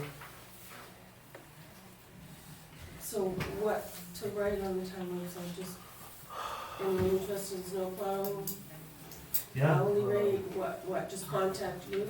Yeah, contact me or the select board's office, I mean, however you wanna do it. Well, that would be me, Yeah. and I don't know how to answer those questions. Yeah, No, but you could just Sound relay right, yeah. names and numbers. Referring to the road. If interested, request a, interview with the selectmen, the administrative assistant. you can definitely do that. Just put the highway department phone number and email address. I think that's our best bet. So if I may, Mr. Chairman? Yes. I think it would be appropriate to add to that posting something to the effect that the select board reserves the right to reject any and all offers. That should be probably attached to just about any proposal for a job opening, because if you didn't say it, then I'm qualified and I'll fit. And there might be a reason not to do things. So that idea should be attached to any job description, So, not just road crew. could you repeat it, just select board reserves the right to select or reject? No, to reject, Oh, I thought it was. excuse me, I'm sorry, reject Or accept. any, well, I wouldn't say accept, No. reject any or all Okay. applicants. I would think it ought to go in the Record Enterprise and in the paper in Haverhill. There must be a paper in North Haverhill. Or There's the Source. Bridge, I think there's the Bridge Weekly, Yes. Palmer. But- Is Yeah. it, is it the North Country News that comes through? North Country News is another one, yeah. That's out of Warren, I think that's out Yeah, of that's Warren. what I was thinking. They've stopped. Well, they've stopped? Yeah. Who stopped? North Country News. Oh, really? So what is the one in Haverhill, Chief? The Bridge Weekly. Bridge Weekly? How about any of the freebies? Facebook, Yeah, social media in general. put it on Would the be good. bulletin board. The only No, thing, advertising is very the only thing expensive. about, who says social Yeah. media? I That's just what put the it size in is. the paper for a Oh, couple the weeks. only and thing it about happens. social media is the credibility of the statements. It's probably that gonna be are put out there. $110 or $15 for 2 weeks. That's why I think the town website, How many places? One? I'm guessing one paper is gonna be about $115 for 2 weeks. The showcase used to be, I haven't priced it for quite a while, so we're talking a decade maybe, $25 for one of those little small spaces in there. Maybe 50 now, I don't know. I never even heard of the showcase, where is that? Okay, we have a similar one out of Plymouth, what is it? Penny Saver? Yes, yes. Yeah, it's not gonna be $50. Mr. Showcase Chairman. was out of Bradford, Vermont. Give it to him, but, Gary just gave it to me, but I don't think he does Penny that. Saver, the Bridge Weekly, and the Record Enterprise. Now, keep in mind the fact, I'll just point this out, it doesn't apply here, but if there is a reason for having a legal notification in a paper, putting that notification in a free newspaper does not qualify legally. Go figure. They want you to pay money, I guess, to have your then would be okay here. This is no legal issue that says we have to advertise. But if you have to advertise for some particular reason, the hearing, 3 public places, you advertise in the paper, it can't be something like the Kenny Sager on Flushing.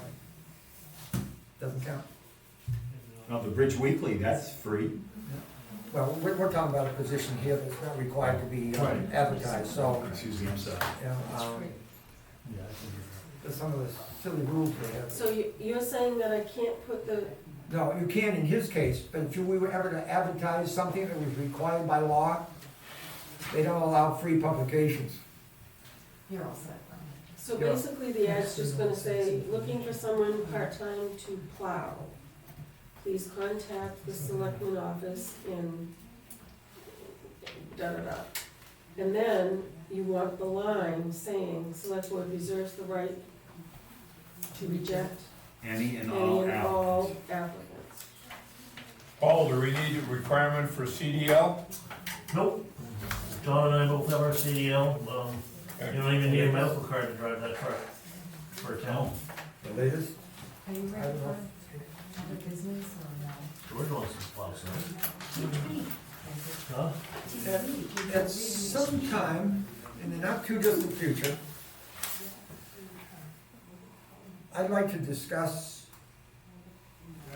a couple, 3 warrant articles that have nothing to do with raising money for the town. The 3 warrant articles are the elderly exemption warrant article. I think Donna asked you a question you may not Okay, know. okay, I I was missed just that. wondering if, I noticed it says, meeting open to public comments, I didn't know if that was. Okay, I'm sorry about that.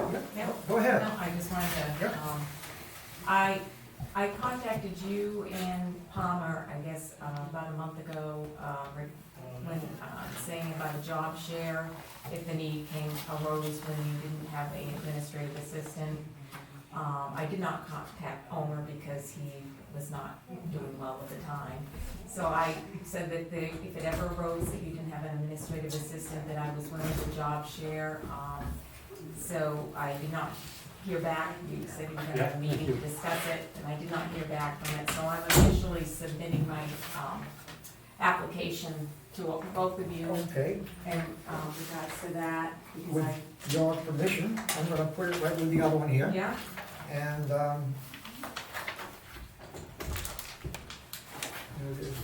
that's okay? Yeah, well, this is the right way to do it.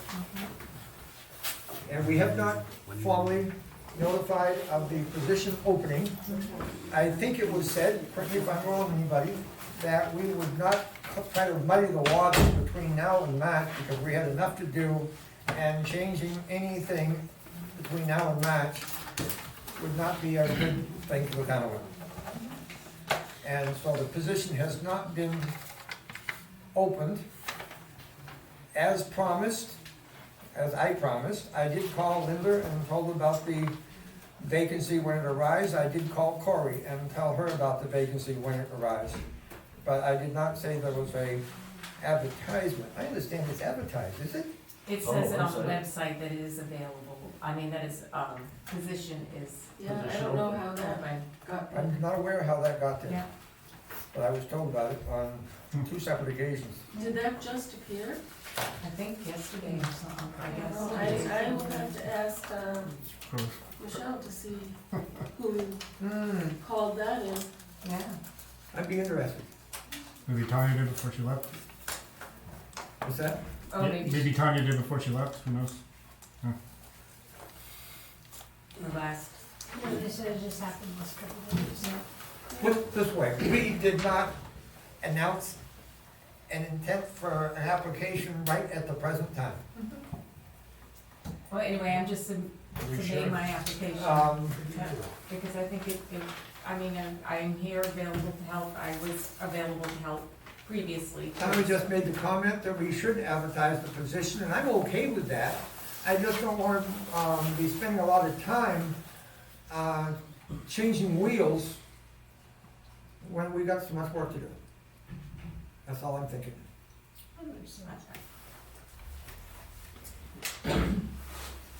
We probably ought to establish a date. Well, the first thing we've got is we've got a pretty good book that needs some modifications, right, Owen? On the duties of administrative assistant. And it is in digital form now, so we can edit it, just exactly like the PDF form that when you were talking about. It's now in Word format, along with an application proposal. Yeah, that's part of what I got, yeah. And we probably need to establish what those job descriptions are Right. going to be. We have a good start. There are some things that I personally wouldn't agree with, because it says that, for example, it says the administrative assistant would determine the would accept or reject welfare issues. And I don't think I want that put onto a administrative assistant. And so, that's just me speaking. There are other things there that I would question. It needs to be gone through. It's 3 pages. It's ready for edit. And I would say that has to be addressed and finalized before we're really, otherwise we say, well, look at the, job duties. We don't have one that's finished yet. You would have to publish that, What? you would have to publish that Correct. along with the Correct. job opening. Ask me to send you a copy of that. I'm sorry? Ask me to send you a copy of that. It says on it, not for current use or something like that, it was a watermark. Okay, I did not see it yet.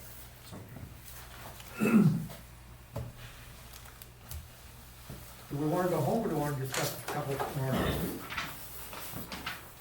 Questions from the floor? No, the answer, I'm not deliberately ignoring you, I'm No, sorry. that's all right, that's. Any other comments from the floor?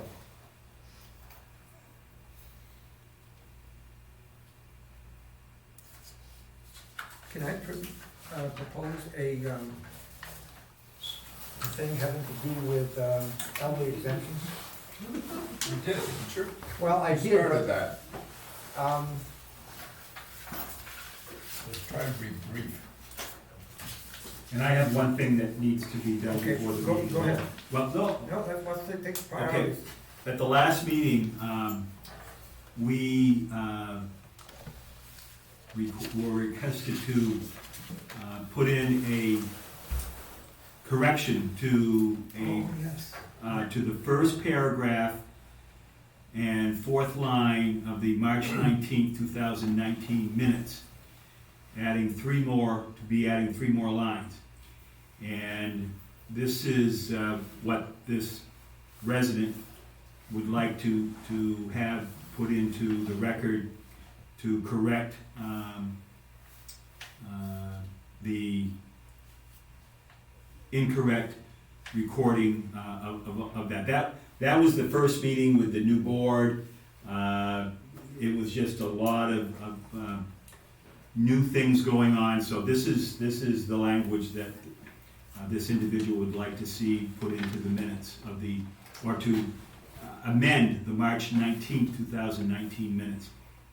A resident made a point, this is the language, a resident made a point of order objecting to all the employees, residents, and outgoing selectmen discussing who should be chair of the incoming Board of Selectmen. The employees, because none of them were residents and it was a conflict of interest. The residents and outgoing selectmen, because it is unprecedented. Discussion of who the chair of the Board of Selectmen is always done by the new board with the public present and observing the process as it's done. Close quote. So it starts, a resident made a point of order.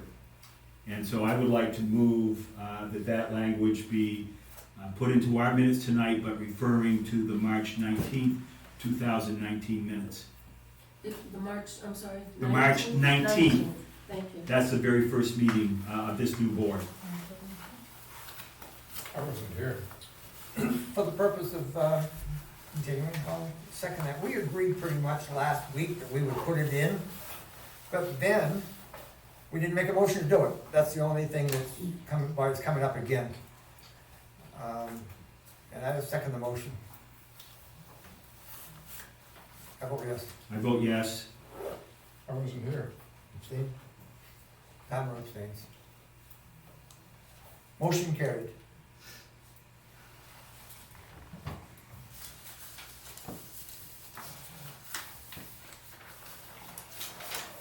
Could I just ask, I did not take that down because I don't take. I've got a copy for you. Yes, I do. If anybody wants, go ahead. Oh, sorry. I just, when you asked that, last week you mentioned the ambulance service writing up something for the. Yes. They You got said the they, number? they said they're doing, he's working on it. Okay, okay, okay, good. And the numbers to charge the town. They give you any idea what it would be? 43 per capita. 43 per capita? Yeah, but the good news is Dorchester was under just a solid, and they've been now changed over to per capita. Correct me if I'm wrong. The Wentworth Warren Ambulance Service now has 2 members from Wentworth, 2 members from Warren, and 1 from Dorchester. Correct. Yes, Corey, she just joined tonight, gonna be a big help. Okay. But there are not 5 members. There always were 5 members. It was 2 from Warren, 2 from Wentworth and 3 from Warren. Somebody, if you're gonna have 5 members, somebody had to be the odd guy out, and so it was Wentworth. But now they've got 2, and Warren and Wentworth have about the same population. I don't think. No, they don't. I was surprised. They're much bigger. What was it? I have. Last time it was about 50 people different. They have Wentworth at 950 and Warren at 904. Okay, so I wasn't far off. Okay, all right. I was surprising to a lot of people to know that Wentworth was bigger than Warren because it's pretty much been all the way around for a lot of years. So they'll have if I call them in not too few days in the future, they'll have a number for me. They're gonna get it to you. Okay. And George and I also encouraged him because he's talked to him so many times that he should contact you guys. Well, I don't know if it's Steve Welch about representing him south at the town meetings. Population of Wentworth, George? It says 950. Warren's 904. Corey, Yes. what are they getting for us exactly? It's working on, then I have a blank. The ambulance service is working on, The amount of money, Oh, yeah, our presentation to the board just why it's going from $38 per person to okay, 43. so it's It's just, working on a presentation. right, George and I know because we sit on their board and we just like to meet. Okay. when I talk to somebody, I think it's Bob, Blake, Yeah, Yeah, nice he kid. indicated the fact that they had not decided what the rate was they were gonna ask at that particular time, and they would be doing it at their next meeting. That's what we did tonight. And that's, the next meeting was tonight, and based on the 950 figure, it's $40,850, I believe. how much? 40,850. That's what I've got here on the paper too, so, we had 40,000, they told me 40,000, that's what I put in there just to have a number. And 40,850 sounds like another $1,000 on top of that, which is Well, Bob 5,000 originally was 5,000 asking, more than last year. he was asking for 48. Who was? The Bob. man, Bob, originally wanted to ask 48 from each. They finished 20,000 in the hole last year. Well, they bought 2 trucks, 2 ambulances they had to replace, so. So is Warren paying the same rate per person? Yes, and so is Dorchester now. It wasn't always that way. No, it wasn't. This was started about 3, 4, 5 years ago when, I'll call it, the new organization Yeah. started to take place. I don't know how to describe the previous organization, private? Crooks. Oh, did you say that? It was private. Private organization before, and, so it got so bad that the Attorney General's office stepped in. And demanded the board of directors. And requested that it be run by a board of directors. They really have a good group together, Francis. They're trying really hard to get their act back together. They're suffering from the last board. I was on the board for a while. I wasn't very good at it, I'll admit. I did not attend enough meetings. But what I did see and did know, was that they were making great strides. They've refinanced the building. They've got an IRS payoff that is hideous. But they've got that under control. It's There's gone no from more 50,000 to interest. 30,000 now? I don't know. I thought they said it was 30-something, but then tonight they mentioned it's still 40 or something, but I think they were around in this. part of what happens is now they can't get Grants. any grants or loans for anything Until because they have a lien against the, You're talking about the IRS lien? yeah. Yeah. And all this started before the present organization began, but we're living with it. It's possibly safe to say they should have gone bankrupt and started over again and see what they could have done, but that would have caused problems too. So they're trying to keep 1998 vehicles running. Yeah. I've been told that if they went to Plymouth or some other facility that provides the ambulance service, it would be far, far greater in expense, so. Oh, if it got contracted out? Yeah, oh, yeah. I can't think of the name of the company that does that. You know anything about that, Jeff? Yes, Stuart. Stewart's Ambulance is one of those companies that does that. We visited those, we got information from those companies back when a lot of this was taking place, as well as Plymouth. And the numbers were astronomical. Are they out of Moulton Borough? Stewart's is out of a lot of Yeah, different they cover areas. the whole state. Yeah, just Meredith, for Moulton instance, a trip from Spear to Dartmouth cost me $2,400. And that was through Stewart's. Yeah. So not only Just that, for but the, instance. to the town, it would be an extreme amount. Not only are they less expensive doing it ourselves if we possibly can afford it, but we got a close, much closer can you get? And time frame is of the essence, of course, during any of those emergencies, and they do a great job. Yes, they do. I've heard nothing but good things.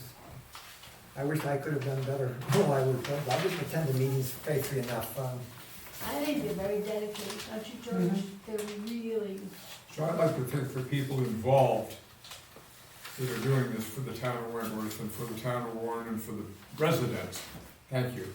Yes. yeah, Yes. it was nice to know that they have the same mindset that George and I do, is that we're dealing with residents that are on a fixed income and trying not to have would any mention- lose house. I wouldn't mention any names, I'm gonna mention one anyway. Is Steve Albach still connected with it? He has gotten off the ambulance I'll service. tell you, that's a person right there that did a lot to getting it back onto his feet with his volunteer efforts and so on. Yes.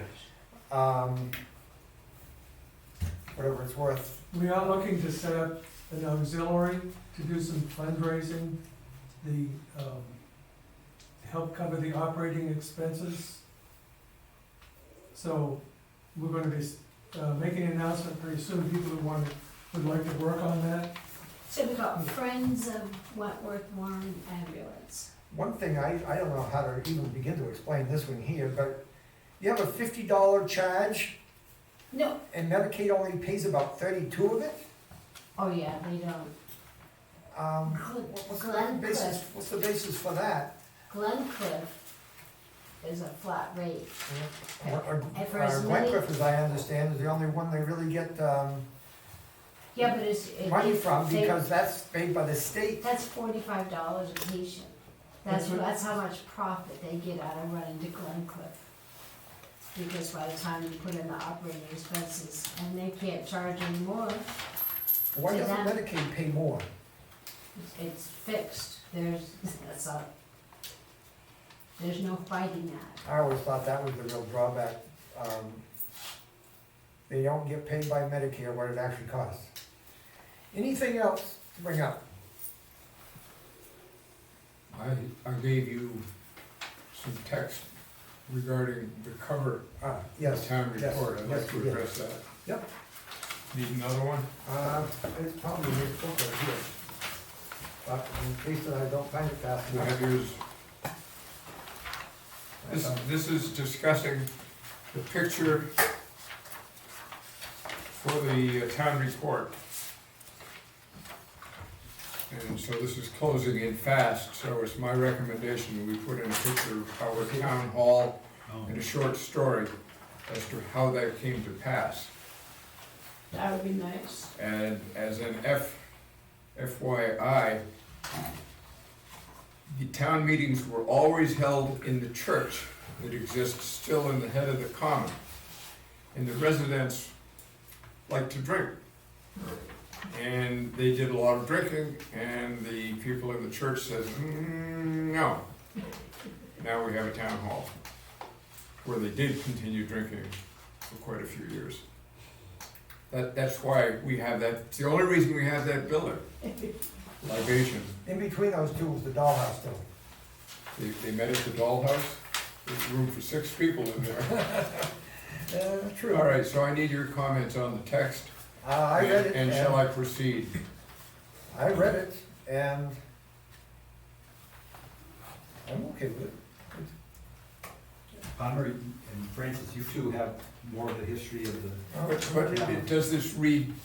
Sure, yes, The very interesting. information is correct. Yeah, very. I know about the information, I just wanna know if you're happy with the text. Yes. So If I were to add put your anything- name under it. If I were to add anything to this, I would add that it was the locale for such things as, this is bad wording, okay? Camp Pemmy's gatherings, they had people come from Camp Pemmy, in plays. Now, Camp Pemmy is a boys' camp. Okay, I don't wanna spend a lot of time talking about what happened in there. This is kind of a history as to why it's there. Okay, all right, Brevity is sometimes important, all right. especially for select board meetings. And you've got a picture. I will get a picture to you. Do we have any idea what the deadlines are on all of this? Yesterday. Yeah, day before yesterday. I have pictures, just need to print them. All right, so I will take care of that. I'm gonna introduce for the first time, somebody saddled me with a job way back in March or April of investigating the changes in the elderly exemption and the veterans exemption. In the process of, I knew about the elderly exemption, but in process of doing the veterans exemption, I found 2 different ones. One's referred to as the optional veterans tax credit, and the other one is referred to as the service-connected total disability. And so, when you put these into a warrant article, there's a specific wording, and I took it right from the RSA's, and that's why it takes almost a page and a half just for 3 warrant articles. To explain the elderly exemption one first, you have to be 65 or over to even begin to qualify. The gaps go from 65 to 75, so in that gap, you qualify under certain conditions for an abatement in your, not an abatement, for a decrease in your assessed value of $10,000. What that means in terms of our present tax rate is about a $230 savings for somebody that qualifies. If it's 75 to 80, it elevates to a $15,000 decrease in your property assessment. And if you're over 80, it's a $20,000 decrease in the property assessment. The $20,000 on the present tax rate would be about a $460 savings to a person 80 or over. A couple of years ago, we made changes. And come to find out, the changes, which were elevated 25%, to the best of my knowledge, gave no more eligibility than we had previous to the elevation. I was asked by somebody, and the board asked me to investigate it, and I said I would. I've got a chart here, which you have to study in order to fully know what I'm talking about. But in addition to the age requirements, there is a personal income requirement. Right now, at the present time, if you are single and earn over $17,000, you don't qualify. If you're married and earn over 26,000, you don't qualify. And if you qualify in every other way and have over $45,000 in assets, not including your home, you don't qualify. A lot of people don't qualify for one reason or the other amongst those individuals. I've got a chart that goes from 10% to 50% increase in all of those figures that are currently in effect. I at first preferred a 50% increase. But I don't know what the impact is going to be on the town with that kind of an increase. And so I looked at everything in between, 0% increase and 50% increase, and in groups in magnitudes of a 5% increase. And even at a 50% increase, a person that's qualified between $65 and $75 would be saving $115 over what they're presently saving. And if they are over 80, they would save $230 over what they are presently saving. What this does is make it easier to qualify. So there might be more qualifying, and what impact that will have on the town, I don't know, without having a knowledge of every single age and income and so on in the town. I wanted to go to the 50%, but I seemed to say to myself, let's try 40%. And so that's what I've got down here in blue. And Francis, question. I guess I'd ask the question, do you have any type of sort of hard limit or something like that with, I don't know, if you were to increase by 50%, would you want to incur that type of decrease in taxes basically at that point? I mean, have you thought about that in general, I suppose? that's why I say I don't know what Yeah. particular percent to go, because I do not know, without having done the actual survey of all the individuals that might qualify, which is probably prohibitive, how many people would additionally qualify, and then figuring what this. I raised it 25% last time, at least I'm the one that figured the numbers, and I thought there would be a few people, individuals, I had one particular in mind, quite frankly, they're deceased now, that I thought would qualify. Even after the 25% increase in figures, they did not qualify.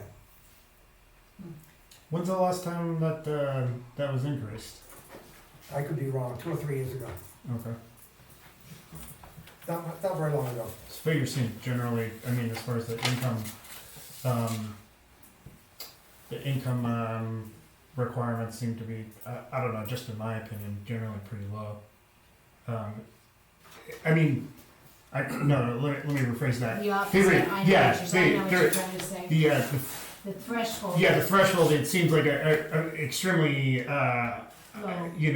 it's just very difficult to meet the requirements, I suppose. We saw some figures, you saw them, I don't know if you did, Pam. We saw some figures from other towns. I don't remember where we saw them, actually. Remember where we saw them? Oh, They were hideously high. I couldn't imagine something like a $200,000 decrease in the property value if you were over 80 and qualified. oh wow. Well, we don't have those properties back up here, so they get their taxes for free, but there were some pretty hideous ones out there. I wanna say down in the seacoast area. So Francis, I have a question.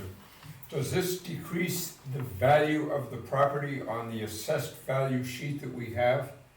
No, it would be a line item when it went to tax it. So that if It's somebody, assessed at 200,000, but because I qualified, You get a you discount. get that 10,000, so you can only tax me for $190,000 property. The okay, answer to your question is, Well- it does appear.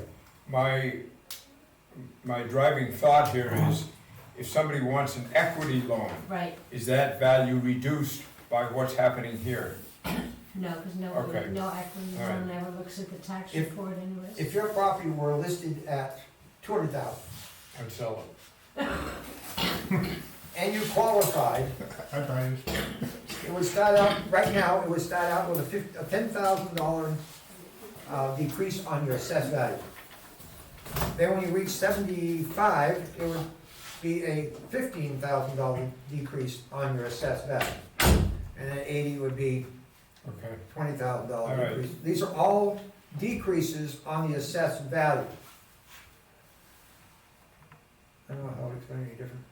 I understand now. Okay, Yeah, I think your question, or your comment before, Palmer, I think, don't refinances, don't they have to do, aren't appraisals involved, not Yes. assessments? Exactly. Okay, and we talked about this obviously last meeting, which are completely different figures. I understand. Yeah, but as far as being on. No, I your just tax- wanted to make sure I was on the right page here. But as far as Yeah. it being on your tax card, it does show on the tax card. It shows that his property was a $200,000 property value. And then there's a line that says, adjustment for, elderly. Antiquity. And that would be whatever amount applied, Mm. deducted from that value. One thing you said, people don't qualify, but do you have an idea how much, well, what the total is for what the elderly reduction is for the town? No, I do Current. not. No, I Pardon? do not. No, I do not. All I know is after raising it 25% last year, the ones I know personally still did not qualify. Yeah, but you're changing what they get, not what the earnings. Earnings is what helps them qualify, right? Keeping it as low as possible is what helps them qualify. Right. Isn't it earnings as well as assets?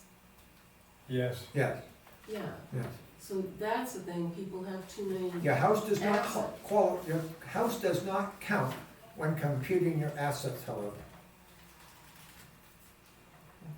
I guess your car would. Your car, a tractor, a boat, a motorhome, anything like that, Motorcycle. yeah. So if you raise how much money that you're gonna discount, how is that gonna make more people allow more people to qualify? All right, right now, in order, let's take just a 75 to 80-year-old. Right now, in order to qualify, they get more than $17,000 as a single person, they don't qualify. The one I think I'm proposing, I don't know, I'm leaning toward, we raise that minimum to now they can get up to 23,000 and still qualify. So it makes them easier for them to qualify in this economic, Yeah. So you're talking about how much what they make to qualify them, not how much they're gonna get if they do qualify. Right, right. So it makes the restrictions more lenient at that point. And without the knowledge of who's that involves, I cannot tell you the true impact on the town.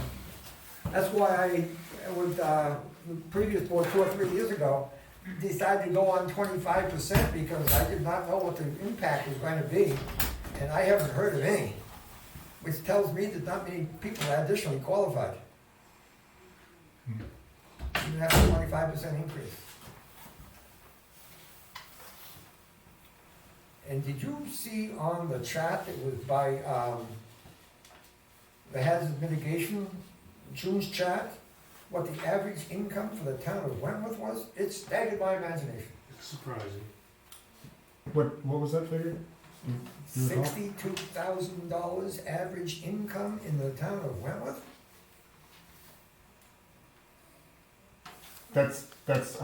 I'm assuming you think that's higher than, It's a hell of a lot higher than I thought it was gonna be. Yeah. But it's an average. So all you need to do is have, George Soros living in town and everybody's gonna be raised up. yeah, good point. Skew So, results. sometime or other, we've gotta decide where we're gonna go on this, if we're gonna change anything at all. And And you have warrant articles on that, so you're gonna talk about. the warrant article I'm talking about is warrant article, But are we gonna talk about that at the budget meeting? we ought to have this, decide what we wanna do on it before the budget hearing. And then at the budget hearing, it would be supposedly not too long to take, because we gotta discuss all these, warrant articles at the budget hearing, if somebody wants to discuss them inside of a finite period of time. Yes, so people can read that, can they read it in advance, because I couldn't take all those notes. I've made some copies of this and given several different people one, but since it's changing all the time until I get the final figures, I'm reluctant to waste paper, Okay. but if, Francis, I just want to make one comment on the elderly exemption you were talking about. I mean, I guess in general, what's the point of having some type of exemption if hardly anybody are gonna qualify for it? So I suppose I would suggest that if you were going to increase it, that it would increase it enough for, you know, at least a few folks to qualify for that. That's what I'm thinking, especially when we're talking the average is around 60-something thousand. You'd probably have to increase it more than 50%, I'm guessing. You're right. I did it up to 50%. Yeah, And then not knowing what the impact was gonna be, I think I zeroed in on the 40% figure, but, I'm just throwing numbers around at this present time. That's yeah, best I can do. just my idea. But you're saying, actually, if you're gonna increase it, do it reasonably. Right, yeah, reasonably, and you know, maybe figure out how many people in town actually already qualify, and if it's an extremely low amount of people, I mean, what's the point of having the exemption if hardly anybody can actually qualify? I know there's a lot of, you know, or quite a few folks in town that would qualify just based off the age requirement, but the income and the asset requirement is probably what's really restricting most people. Okay, if I may, Mr. Chairman. Yes. But that's gonna, so if somebody wants to have the exemption, they gotta come in and fill out paperwork. Right. And if they don't fill out the paperwork, they keep their information private. So you're gonna have you're gonna have people out there, and I don't know whether this is. It's an option though. It is an option, right. But if you were to ask the question without actually having the information from every individual in town, you're not gonna know who would be eligible. Oh, okay. You're not, at least that's my understanding. Yep. Unless you have their, you know, their income, you know, all the gold bullion in the basement and the, you know. That's a good point. Yeah, so you could be in a world of hurt, I suppose. You know, if you did, I suppose, raise the requirements too high. I know that point too. excuse me if I may, Yep. I know that there are people in town who have applied for it, Mhm. and you know, from their point of view, it's a very complicated, convoluted process. But if they could get a little help, that would be good. But I think you make a very valid suggestion. You know, if you're going to try to really help the people, you got to make the increase worthwhile. Yeah. But every time you mess around with the tax rate, you know, everybody's gonna be affected, okay? And that's one of the things that I'm worried about as a selectman, is what everybody's gonna be paying for taxes, because the county tax keeps going up, the school tax keeps going up, you know, the state has now imposed a education funding tax, and you know, if you're raising a family and you have to travel to work, you know, it's expensive, and you pay heating fuel. So anyway, these are the things that I'm concerned about. You know, is making sure that everybody, you know, to the extent possible, is treated fairly. But again, if there are some elderly folks in town, or folks that just don't have any money, if we can help them a little bit, yes. But again, everything we do is going to impact everybody else in town. Now, if somebody would like to make an extra, if somebody's wealthy enough and they want to make a donation to the town of you know, $20, $30, $40, $100,000, we will take it. We will take it. But you know, to you know, impose that tax on people, we gotta be careful about that, we gotta be careful, and that's, again, that's one of my concerns here, as I look at the budget.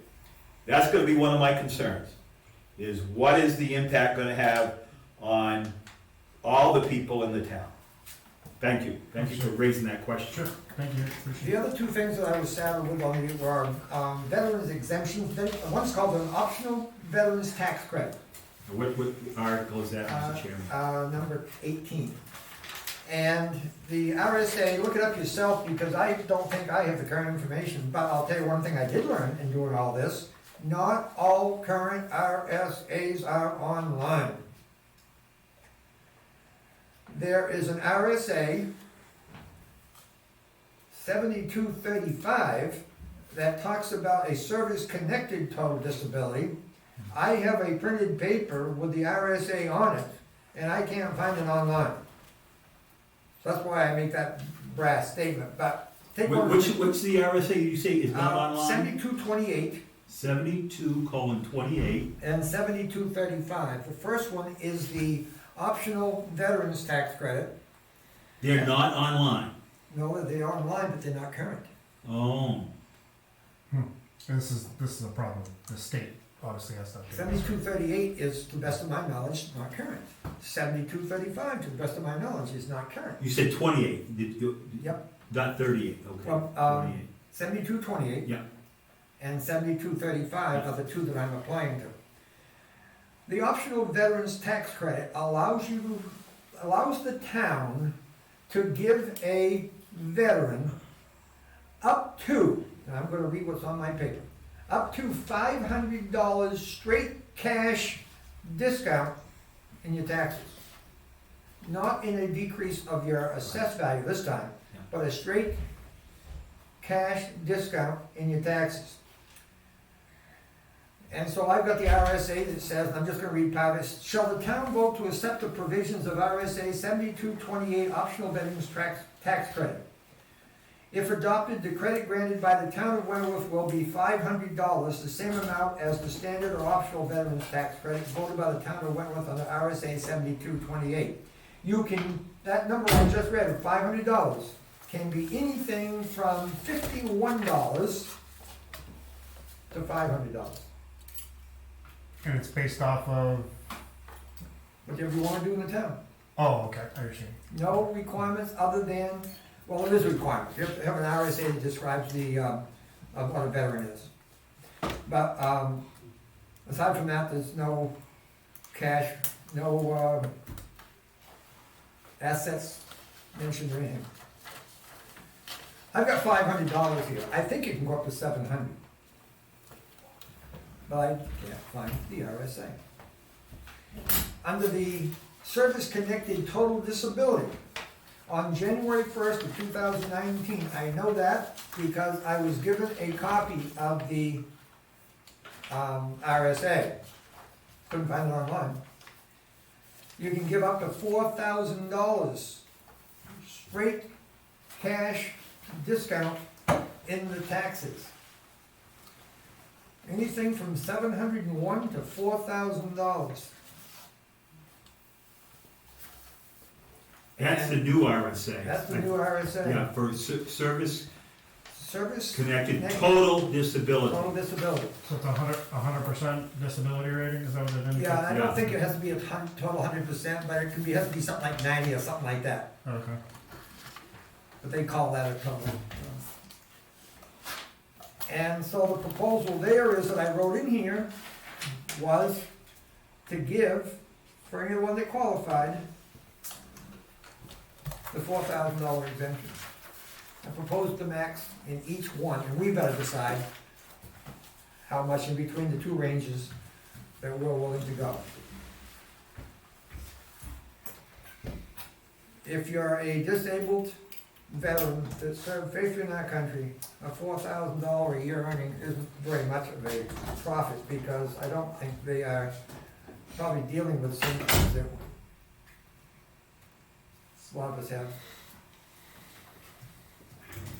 We have to decide on these things, or otherwise I've written them for nothing. The, yeah, having a total disability rating and, through the VA, you have to be in serious bad shape to get there. I mean, there's quite a few things that total disability would, or to get qualified for that. But, I absolutely agree if you want my opinion.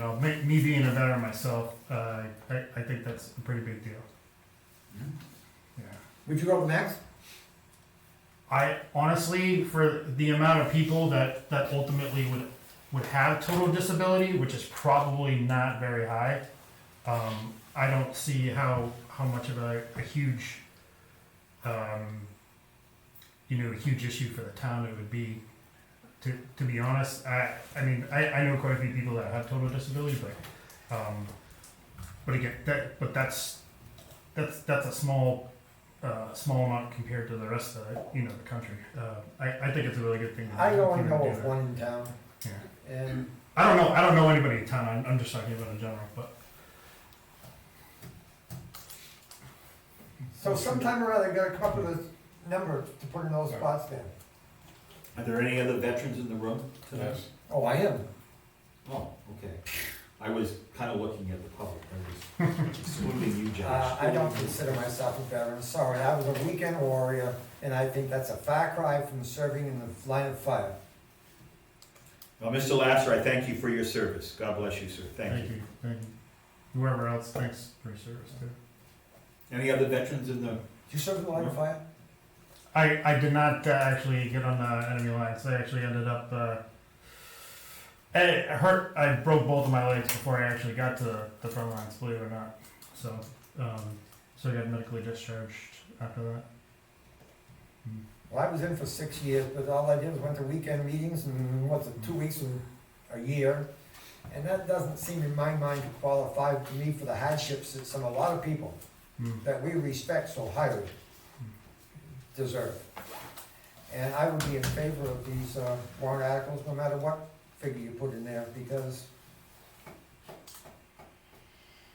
we gotta decide what the numbers are gonna be, if anything. we don't have to do that tonight. Sooner Oh, or you later, wanna do it. sooner or later. Now, Postpone it a week. I'm anxious to get as many things finalized as I Yes, can. because, absolutely.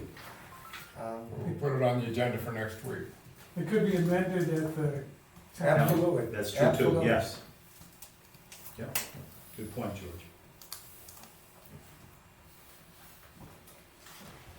Any of these warrant articles can be amended as long as they don't go against certain grains that are required by RSA.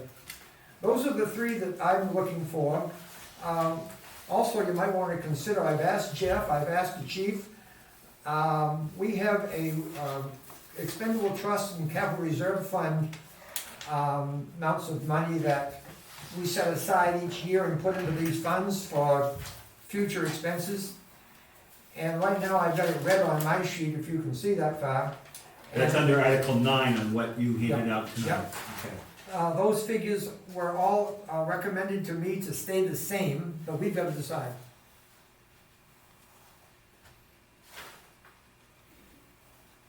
In addition to that, there's one from the library that I need the exact wording. They gave us the budget figure, but their last year's town report said to take $1,400 from the library income. I don't know if that's the same amount this year. And last year it also said to take $2,763 from the unassigned fund balance, which is the amount of money they had left over in the account. And I'm sure that's not gonna be the same this year, but probably something close to it. And they were gonna get back, and the last time I did an inquiry, the person responsible for these figures was sick. Well, I think she's waiting on a figure from me that I didn't get a chance to give her yet. May I ask a question of this? Or is Article number 9, did you say that you have talked with the trustees of the trust funds about this? No, I haven't talked with the trustees of the trust funds. I've talked with the ones whose department it affected. So for example, I talked to Jeff about the fire department. Who else did I say I talked to? The chief, did you talk to Chief Trot? Yep, Okay. on the cruiser, right? Yep. Um, Did you talk to Mr. Manson from the highway department? You know, I don't remember talking specifically about that. But, so my question is, Mr. Chairman, is should we be discussing this with the Yes. trustees of the trust funds? Yes.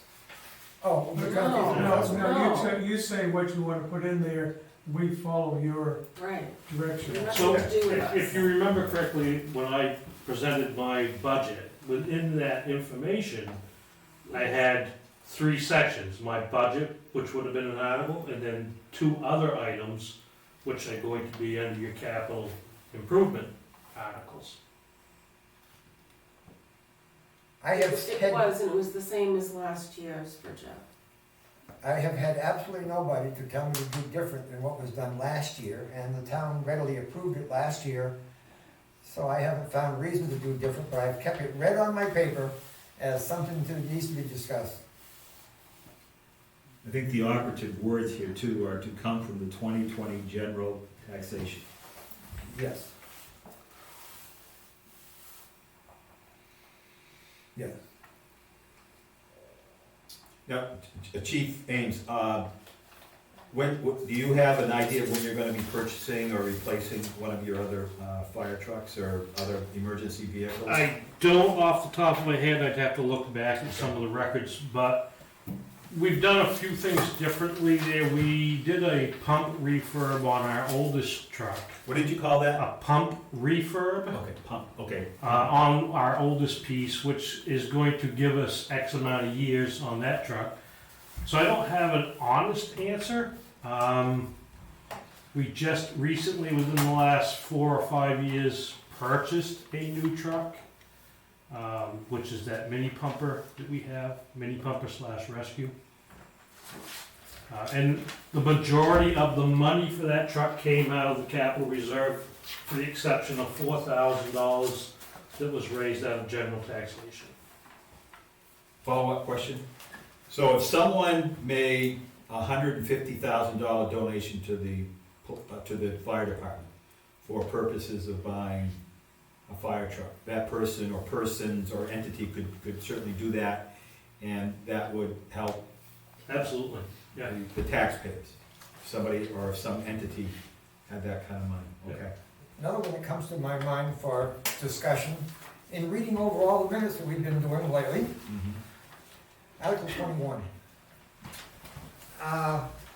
Back in May, I don't know now, I have to go back and check again. We opened up Hooper Hill Road as an emergency lane. In the process of doing that, what an emergency lane is a unmaintained road in town, in this case class 6, that would be declared, well, see, okay, let me get myself in order. You can't spend town monies on a class 6 road. It has to be cleared class 5. You can change it to a class 5, takes the vote of the town, but you can't spend money on maintaining a class 6 road with tax money. There is an RSA, I can't tell you what it is here, I don't have it in front of me, but it has to do with emergency lanes. And so we declared Hooper Hill Road, which is a road down near Foster Cemetery, if you know where that is. We classified that as a emergency lane, we had a hearing, people were in favor, but one of the things that it suggests in the RSA's is now that you raise money, if you're gonna have an emergency lane and no money to open it when it's necessary in the case of an emergency, what good is it? So the RSA that I wrote here, and again, I wrote it, and so it says, to see if the town will vote to establish an emergency lane expendable trust capital reserve under the provisions of RS 35:1 and RSA 231:59 for the purpose of maintenance and repairs on roads so designated as emergency lanes in the town of Wentworth, and to raise and appropriate the sum of, gotta have a number, here goes, $10,000 to be placed in this fund, and to further designate the selectmen as agents to expend said fund. We have to establish the fund from none exists and put money into it. Any amount you want. But that's the warrant article. It further says, note, Hooper Hill Road is the only road in Wentworth designated as an emergency lane at this time, but it is the expressed intent of this article that money in this fund may be used on other emergency lanes in Wentworth as they may be so designated in the future. I can't think of any that would be qualified, but you don't want to just put money in for one road necessarily. And the last time they put a lot of money into that road for opening it, when the bridge went out over in South Wentworth, I think they said they spent something like $6,000 to upgrade that road at that time. And so my picking 10 is pure number out of my head, but you probably wouldn't get that road satisfactorily opened up for much, for less than that. May I ask another question of the fire chief? Sure. Chief, have you been out there to look at Hooper Hill Road, and what is your confidence level in being able to send your equipment out there on that road? At this point in time, very little confidence because it's non-maintained all the way through. The biggest reason that got turned into an emergency lane is for the purpose, like if the bridge went out, we needed to get people through another avenue, which was that avenue. With some road work in place, then yes, we would be able to get the bigger equipment through there. That bridge did go out. It did. Right, I Yeah. remember that. Yeah.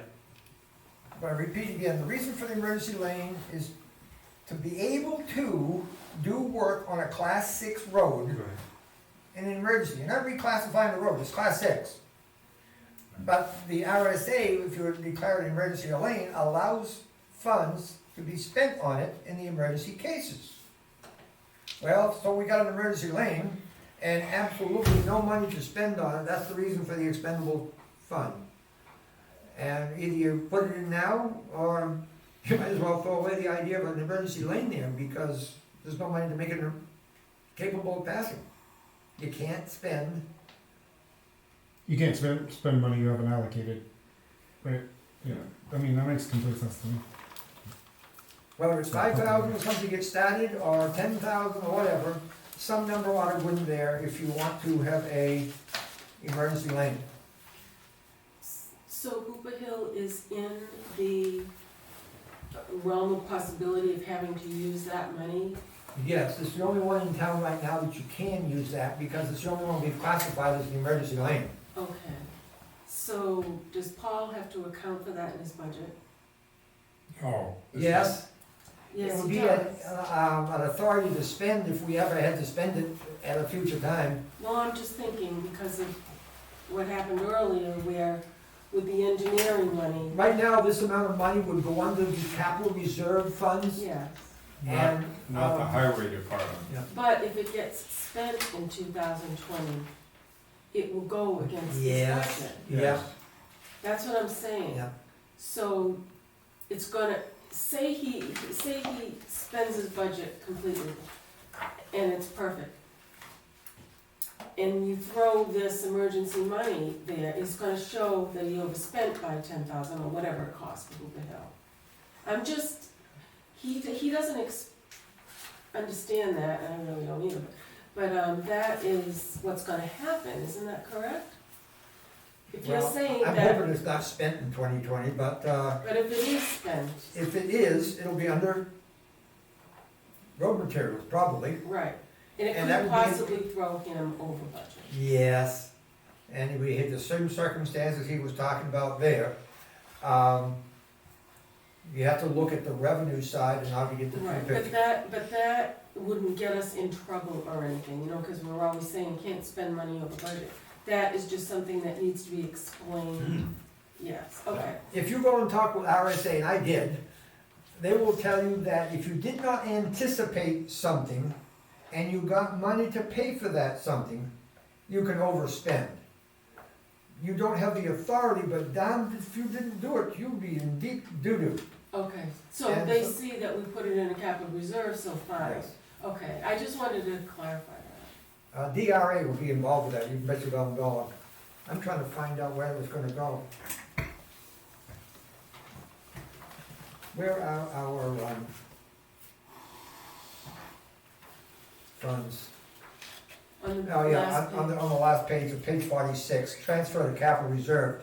during 2020, it would be shown in that I section. did, I put that, I put it Um, But when it actually gets spent, who in. It knows has to go when, into Paul's. it would end up being put under whatever it was spent for, road Right. materials, I'm Right. thinking. Yes. 'Cause I that's- understand that now, I just, Okay. we're gonna have to explain it. Because the most significant thing you're gonna do on Hooper Hill Road to make it accessible is, correct me if I'm wrong, materials, gravel, grading. Yes, so it's not. And if it's a wintertime thing, it would be plowing. I think we've discussed, oh, one more. No decisions are being made tonight on these. Article 22 and 23 go hand in hand. Most of the time articles are independent, but these two go hand in hand. Somebody suggested to me, and so I type slow, and so I type it now and erase it later if I have to. To see if the town will vote to discontinue the landfill closure capital reserve fund, the principal and accumulated interest to actual date of discontinuance to be transferred to the town's general fund. The purpose of that was to get rid of the capital reserve fund that apparently doesn't have any money in it anyway. And put what we do have into the general fund. You should probably check and see if there's a requirement for that, because one of the things when we were going through things with Tammy Lester, she said, I thought it was that, she said it wasn't very, wouldn't really cover if they had to do something with it. Well, I asked the attorney, what did I ask the attorney? I asked the attorney where the money, when we get it back, goes. Does it go back into the capital reserve fund, or does it go into the general fund? She did not know the answer. See, ordinarily, when you get money, it goes into the general fund. I know, but I'm just saying, there may be a requirement that you have some money available to do that from the state. George, I have something written from the meeting that I went to. It just has to go through the board to change the purpose of the fund. I mean, you can close out a capital reserve fund. But I'm talking about a requirement to have the funds available. I have a question in that regard, because was it 2 or 3 meetings ago, we had a concern about a couple of bills that we got, $800 bills, dealing with the landfill. You know, and I guess it goes on in perpetuity, these studies for the landfill to make sure we're not polluting the water. So so my question is, and I don't understand it, this is my first introduction to it, couldn't this money, the landfill closure capital reserve fund, be used to pay those bills that were incurred in making sure that there isn't any leaking coming from the closed landfill? Answer your question is yes, they could. It would be 50 years in the process of liquidating it. Right. Oh, If it's less than $2,000 a year. We've been paying those funds out of And our it comes out of the transfer. taxation year after year after year. The original funds were set up because they thought the closure of this dump was gonna cost big bucks. When I say big bucks, I'm thinking in terms of, Jeff, correct me if I'm wrong, millions. I mean, that's kind of what I think everybody had a feeling, was gonna be. And so that's what this was set up for, and it hasn't been used, which is a good chance that that's what Lynn marked it for abuse. Is that in a capital reserve or expendable capital? Because if it's in a capital reserve, you'd have to have the vote of the town to withdraw the money from there anyway. Well, you did, we've already withdrawn it. Well, I don't have on here whether it's a ETF or not, as an expendable trust fund. So without looking into the 2017 town report, because the 2018 doesn't have it, 2017 report, I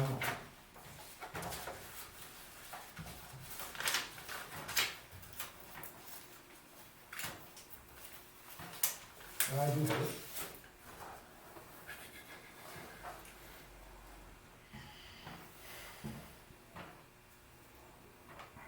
Landfill closure, established in 1994, but it doesn't say, Does it have an asterisk? it does not have a star, so apparently it was not set up as an expendable. It has been expended. What I don't know is where the money goes when we get it back. Does it go in back into the capital reserve fund, which it came? I Or can, does it I go can into call the- my contact and ask Huh? them. I can call my contact at the state and ask them. And then the second part of that one, to see if the town will vote to appropriate the sum of $84,394.65, you know where that came from, don't you? To be placed in the Bridge Capital Reserve Fund established in 2006, with said funds to come from the unreserved fund balance. This amount represents the funds resulting from the discontinuation of the landfill fund in Article 21, and no monies to come from general taxation. The idea would be to take the money that we get back, put it into the general fund, take it out of the general fund, and put it into the Bridge Capital Reserve Fund, because we're gonna be working on bridges, and that accounts for some of the money that, Well, yeah. this appropriation is contingent upon the passage of Article 22. So, if they don't discontinue the previous article, and all, whether or not this will go on the warrant or stay on the warrant, will depend upon what we decide. But I've written these things as I thought about them.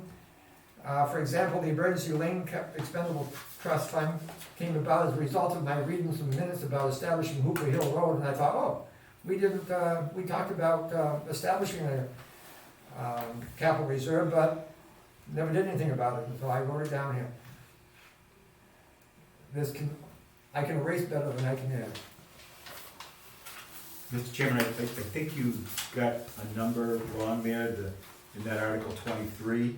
'Cause you talk about landfill closure funds in Article 21. That's what I've got written here. And Article 21 deals with Hooper Hill You may be emergency right. lane. You may be right. So I think you're talking about 22 twice. What I just read, you're right, that should be on the third line as the one I gave to you, Linda. That should say Article 22, Fourth line, beginning of the fourth line. Yes. Of Article 23. beginning of the fourth line.